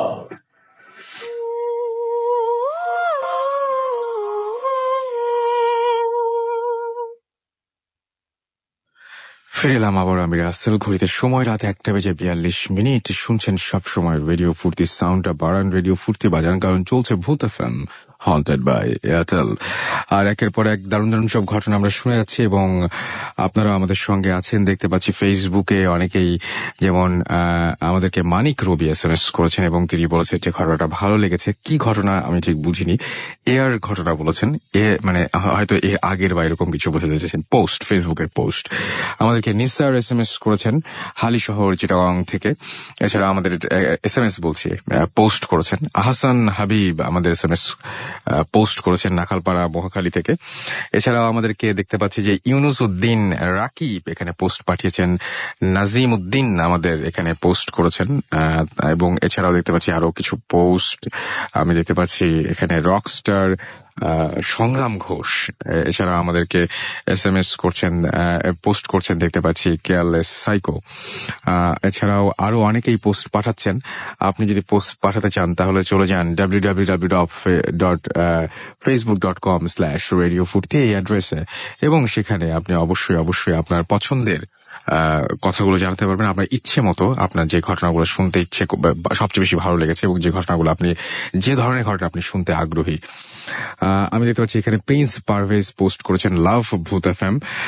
আমাদেরকে এখানে দেখতে পাচ্ছি আরো অনেকেই। আলামিন আমাদের SMS এখানে পোস্ট করেছেন অসম। এছাড়াও আরো অনেকেই, আপনিও চাইলে তাদের সাথে জয়েন করতে পারেন এবং আপনি আপনার মতামতটা শেয়ার করতে পারেন সবার সাথে। এছাড়াও SMS করেছেন আমাদেরকে সুমন নেত্রকোনা থেকে। আমাদেরকে রামিসা আমাদেরকে এখানে SMS করেছেন আমাদেরকে দেখতে পাচ্ছি ডেঞ্জার ম্যান অন্তর। এছাড়াও জামান মিরপুর 14 থেকে আমাদের SMS করেছেন শামিন এবং আমাদেরকে SMS করেছেন দেখতে পাচ্ছি সৈয়ব মিরপুর 1 থেকে এবং তিনি বলছেন যে ভয়ে বাথরুমে পর্যন্ত যেতে কষ্ট হচ্ছে তার। আমাদেরকে জুয়েল SMS করেছেন আমাদেরকে। এছাড়াও দেখতে পাচ্ছি সুমন আচ্ছা SMS করেছেন আমাদেরকে দেখতে পাচ্ছি আরো অনেকেই। আপনি SMS করতে চাইলে মোবাইলের মেসেজ অপশনে গিয়ে টাইপ করুন ফুর্তি FORTI ফুর্তি, স্পেস দিয়ে আপনার নাম, স্পেস দিয়ে আপনার মেসেজ পাঠিয়ে দিন 9840 নাম্বারে। আর একজন অতিথি আছেন, আপনার নামটা প্লিজ একটু বলবেন, তারপর আপনার ঘটনায় যাবো। হ্যালো লিসেনার্স, আমি আহমেদ বিজয়। আমি এসেছি গাজীপুর থেকে। শুনি আপনার ঘটনা। আমার সাথে যে ঘটনাটি ঘটে এটি আমার বাস্তব জীবনে ঘটে যাওয়া। যে এই ঘটনাটি মনে হলে আজও আমার ভয়ে শরীর শিরশির করে ওঠে। যে ঘটনাটি আমার কাছে একেবারে অপ্রত্যাশিত ছিল। ঘটনাটি ঘটে 2009 সালে। 2009 সালে আমার আপুর বিয়ে হয় চাঁদপুরে। তো আমি আর আমার ছোট ভাই ওইখানে আপুর সাথে বেড়াতে যাই। তো এখানে যাওয়ার পর আমার 2-3 দিন খুব ভালোই কাটে। তো একদিন আমি হঠাৎ করে আমাদের দুলাভাই, তাদের যে বাসা থেকে প্রায় 1.5 কিলোমিটার দূর হবে, অত দূর। তো আমি বিকেলের দিকে হাঁটতে হাঁটতে বাজারের দিকে চলে যাই। তো বাজারের সামনে আবার একটা নদী আছে, তো ওইখানটাতে যেয়ে আমি অনেকটা সময় কাটাই। তো হঠাৎ করে মাগরিবের আজান দিয়ে দেয়। তো আমি আবার বাজারের দিকে ব্যাক করি, বাজারে আসি। তো ওইখানে অনেকক্ষণ বসে থাকার পর প্রায় সন্ধ্যে 7টা বেজে যায়। তো আমি বাসার দিকে রওনা দিই। তো বাসার দিকে আমি যাচ্ছি, তো 1.5 কিলোমিটার রাস্তা, তেমন কোনো লোকজনই নাই রাস্তায়। রাতটা ছিল জ্যোৎস্না রাত। রাস্তায় খুব অন্ধকার ছিল, কারণ দুই পাশে অনেক ঝোপঝাড় ছিল। আমি যাচ্ছি, আমার মোবাইলের হেডফোনটা কানে দিয়ে গান শুনতে শুনতে যাচ্ছি। তো আমি অনেক দূর যাওয়ার পর দেখতেছি যে একটা লোক, অনেক দূর থেকে দেখতেছি একটা লোক আমার দিকে মুভ করতেছে, আমার দিকে আসতেছে। তো রাস্তায় আমি তো স্বাভাবিকভাবে হেঁটে যাচ্ছি, আমি তেমন ভয় পেতাম না। তো অনেক দূর মানে কাছাকাছি হওয়ার পর আমি যেটা দেখতেছি যে আমার দুলাভাই আমাকে হঠাৎ করে প্রশ্ন করতেছে যে কোথায় গেছিল। তো তখন আমি বললাম যে দুলাভাই আমি তো বাজারের দিকে গেছিলাম হাঁটতে হাঁটতে। তো বলতেছে আমিও তো বাজারে যাচ্ছি, আমার একটু কাজ আছে, তো চলো আমার সাথে, একসাথে বাসায় চলে যাব। তো আমি বললাম যে না আপনি যান, আমি বাসায় যেতে পারবো, সমস্যা নেই। তো এটা বলে আমি আবার বাসার দিকে রওনা দিলাম। তো যাচ্ছি, রাস্তায় তেমন লোকজন নাই, সাইকেলে চড়ে 1-2 জন লোক যাচ্ছে আসতেছে। তো আমি যাচ্ছি। তো অনেক দূর যাওয়ার পর আমি দূর থেকে দেখতেছি যে আবার আরেকটা মানুষ আমার দিকে মুভ করতেছে। তো আমিও স্বাভাবিকভাবে হেঁটে যাচ্ছি। তো অনেকটা কাছাকাছি যখন হয়েছি, তো আমি ফলো করতেছি যে আমার দুলাভাই যেই শার্ট লুঙ্গি পরা ছিল, সে একই ক্যাটাগরির শার্ট লুঙ্গি পরা একটা মানুষ আমার দিকে মুভ করতেছে। তো তখন আমি যে মানে কি অবস্থা যে আমার হয়েছিল সেটা আমি বুঝাইতে পারবো না, মানে আমার ভয়ে হাত পা কাঁপতেছিল, একেবারেই কাঁপতেছিল। তো যখন লোকটা আমার কাছাকাছি হচ্ছে, মানে যতটা কাছাকাছি হচ্ছে আমার ভয় ততই বাড়তেছে। আমি আসলে বুঝতে পারতেছিলাম না যে তখন আমি কি করব। যখন একেবারে আমার কাছাকাছি হয়েছে, তখন আমি দেখতেছি যে সেম ক্যাটাগরির, মানে আমার দুলাভের মতো একই রকম একটা মানুষ। তখন আমি আসলে মানে তুমি স্তব্ধ হয়ে মানে দাঁড়াইছিলাম। আমি আসলে তখন কি করব বুঝে উঠতে পারতেছিলাম না। তো না মানে হঠাৎ করে লোকটা আমাকে প্রশ্ন করে উঠলো, যে একই প্রশ্ন, যে কোথায় গেছিলা। তো আমি চুপ করে আছি, একেবারে চুপ করে আছি। সে আমাকে 2-3 বার প্রশ্নটা করার পর আমি তাকে উত্তর দিলাম যে আমি বাজারের দিকে গেছিলাম। তো আমাকে সে একই কথা বললো যে আমি তো বাজারে যাচ্ছি, আমার একটু কাজ আছে, তুমি কি যাবা আমার সঙ্গে, চলো একসাথে বাসায় চলে যাবো। তো আমি শুধু তাকে বললাম যে না, আমি যেতে পারবো। এইটা বলে আমি আবার সামনের দিকে মানে রওনা দিলাম। তো আমি তখন পারতেছিলাম না, দৌড়াইতেছিলাম, যে মানে আমার যে কি সিচুয়েশন ছিল আমি সেটা বুঝতেছিলাম না। আর আমি মনে মনে অনেক দোয়া টোয়া পড়তেছিলাম, আল্লাহকে ডাকতেছিলাম। তো এর মাঝে হঠাৎ 2-1 জন মানুষ সাইকেলে যাচ্ছে আসতেছে। তো যখনই আমি মানুষ দেখতেছি তখন আমি একটু একটু সাহস পাচ্ছি, কিন্তু কাউকে ডাকার সাহস আমি পাচ্ছি না। আর ওই মুহূর্তে আমার মাথায় এইটা ছিল না যে আমি আমার দুলাভাইকে ফোন দিই। আর আমি হাঁটতেছিলাম আর ভাবতেছিলাম যে এইটা আসলে কি, আমি কি যেটা দেখলাম সেটা ভুল, নাকি আমি কি আমার দুলাভাই কি সত্যি সত্যি 2বার দেখলাম না 1বার দেখলাম। তো আমি এই কনফিউশনের মধ্যে হাঁটতেছি আর দোয়া পড়তেছি। তো যখন বাসার কাছাকাছি চলে গেলাম, তো তখন আবার দূর থেকে আমি ফলো করতেছি যে একটা মানুষ আমার দিকে আসতেছে। কিন্তু আমি তখন তাকে দেখে মানে আমি স্পিডটা কমাই দিয়ে হাঁটার, একটু আস্তে আস্তে হাঁটি। তো যখন মানে আমি দেখি যে ওই লোকটা শুধু আমার দিকে আসতেছে কিন্তু আমার কাছাকাছি হইতেছে না। তো অনেকটা দূর যাওয়ার পর আস্তে আস্তে সে আমার কাছাকাছি হইতেছে। তো যখন একেবারেই কাছাকাছি হইলো, তো যেটা আমি আসলে দেখলাম যে আহ একই ক্যাটাগরির আরেকটা মানুষ, ওই রকম শার্ট লুঙ্গি পরা, আমার দিকে একেবারে আমার কাছে সে একেবারে আমার কাছাকাছি হয়ে গেলে। তো তখন তো আমার একেবারে অবস্থা বাকরুদ্ধ, আমি কিছুই বলতে পারতেছিলাম না। আমি দাঁড়ায় থাকবো না পড়ে যাবো আমি ঠিক বুঝতে পারতেছিলাম না। তো সে আমার কাছে এসে আমাকে বলতেছে যে এত রাত হয়ে গেছে, তুমি কোথায় গেছিলে, এখনো বাসায় যাও নাই, সবাই তোমার জন্য বাসায় চিন্তা করতেছে। তখন আমি কিছুই বলতেছি না, আমি খুবই ভয় পাচ্ছিলাম, আমি কি করব বুঝে উঠতে পারতেছিলাম না। তো সে অনেক কথা বলতেছিল এরকম যে কোথায় গেছিলা। তো তখন আমি তাকে উত্তর দিলাম আমি তো বাজারে গেছিলাম। তো সে বললো যে এত রাত হয়ে গেছে, বাজারে গেছো একা একা, তুমি এই রাস্তা দিয়ে আসতেছো, তুমি জানো এই রাস্তাটা কত খারাপ। তো তার কথা আমি একটু একটু সাহস পাচ্ছি, আমি কনফার্ম হচ্ছি যে সে আমার দুলাভাই, এরকম আমি কনফার্ম হচ্ছি, তার কথা আমি একটু একটু সাহস পাচ্ছি। তো আমাকে সে বলতেছে যে তুমি আমাকে ফোন করতে, আমি বাসায় তোমাকে নিয়ে যেতাম, আমি তোমার ফোনে অনেক ট্রাই করতেছি, তোমার ফোন বন্ধ। তো আমি তাকে আর কিছু বললাম না, আমি বললাম যে দুলাভাই আমার তো ফোন বন্ধ না। তো তার সাথে কথা বলতে বলতে আমি বাসার কাছাকাছি চলে গেলাম, একদম বাসার সামনে। তো বাসার সামনে একটা পুকুর আছে। তো সে আমাকে বললো যে আমি হাত মুখ ধুয়ে পুকুর থেকে আসতেছি, তুমি ঘরে যাও।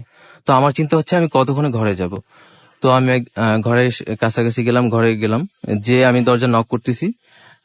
নক করার পর আমার আপু দরজা খোলে। তারপর আমি আপুকে শুধু বললাম যে আপু আমি ভয় পাইছি। তো আমার আপু জিজ্ঞেস করতেছিল যে কি হয়েছে। তো আমি ঘরে ঢুকলাম, কিছু না বলি ঘরে ঢুকলাম। ঢুকে আমি যেটা শুনতেছিলাম ভাইয়া, যে আমি পাশের রুমে শুনতেছিলাম যে আমার দুলাভাইয়ের কথা। তো আমি এইটা শুনে তাড়াতাড়ি দৌড়ে আমি পাশের রুমে যাই, যে দেখি যে আমার দুলাভাই বসে বসে মোবাইল টিপতেছে, আমাকে বলতেছে যে কোথায় গেছিলা। তো এটা বলার পর আমি জানি না আমার কি হয়েছিল, আমার ভিতরে এমন একটা কিছু হয়েছিল যে আমি সাথে সাথে সেন্সলেস হয়ে যাই। তো যখন আমার সেন্স আসে তখন আমি দেখি যে সবাই আমার সামনে বসে আছে। তো তখন আমি বিশ্বাস করতে পারতেছিলাম না যে এরা আমার সবাই যে আমার সামনে বসে আছে, এটা কি আমার আপু দুলাভাই, এরকম বিশ্বাস করতে পারতেছিলাম না। তো যেটা হয় যে তার পরের দিন সকালবেলা আমার আপুর শ্বশুর একটু ধার্মিক টাইপের লোক, তার কাছে আমি এটা শেয়ার করি। তো সে আমাকে একটা তাবিজ দেয়, আর তার পরের দিন আমি ওইখান থেকে চলে আসি ভাই।